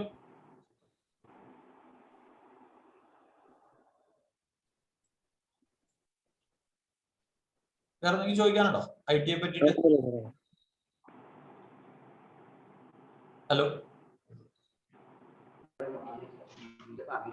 ഹലോ, അഥവാ ഇത് പുതിയൊരു അറിവാണ്. ഏതാ? ഈ ഹറാമി ലോകം. ഹിന്ദിയിലുള്ള ഒരു ഭയങ്കര ഡേഞ്ചറസ് വ്യക്തികളെയാണ് ഹറാമി എന്നൊക്കെ പറഞ്ഞ അല്ലേ മാഡം? എന്താ ഹറാമി എന്ന് പറഞ്ഞാൽ? ഞാൻ എൻ്റെ ഒരു മിനിമം അറിവ് വെച്ചിട്ട് പറഞ്ഞാണ്. ഹറാമി എന്ന് പറഞ്ഞാൽ ഡേഞ്ചറസ് ആണോ?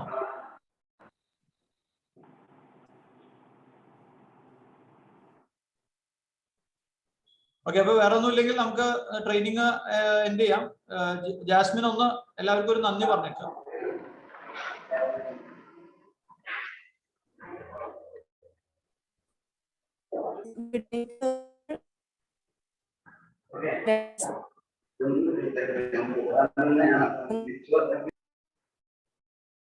ജാസ്മിൻ പറയുന്നത് കേൾക്കുന്നില്ല. അഞ്ജന ഒന്ന് പറഞ്ഞേക്കും.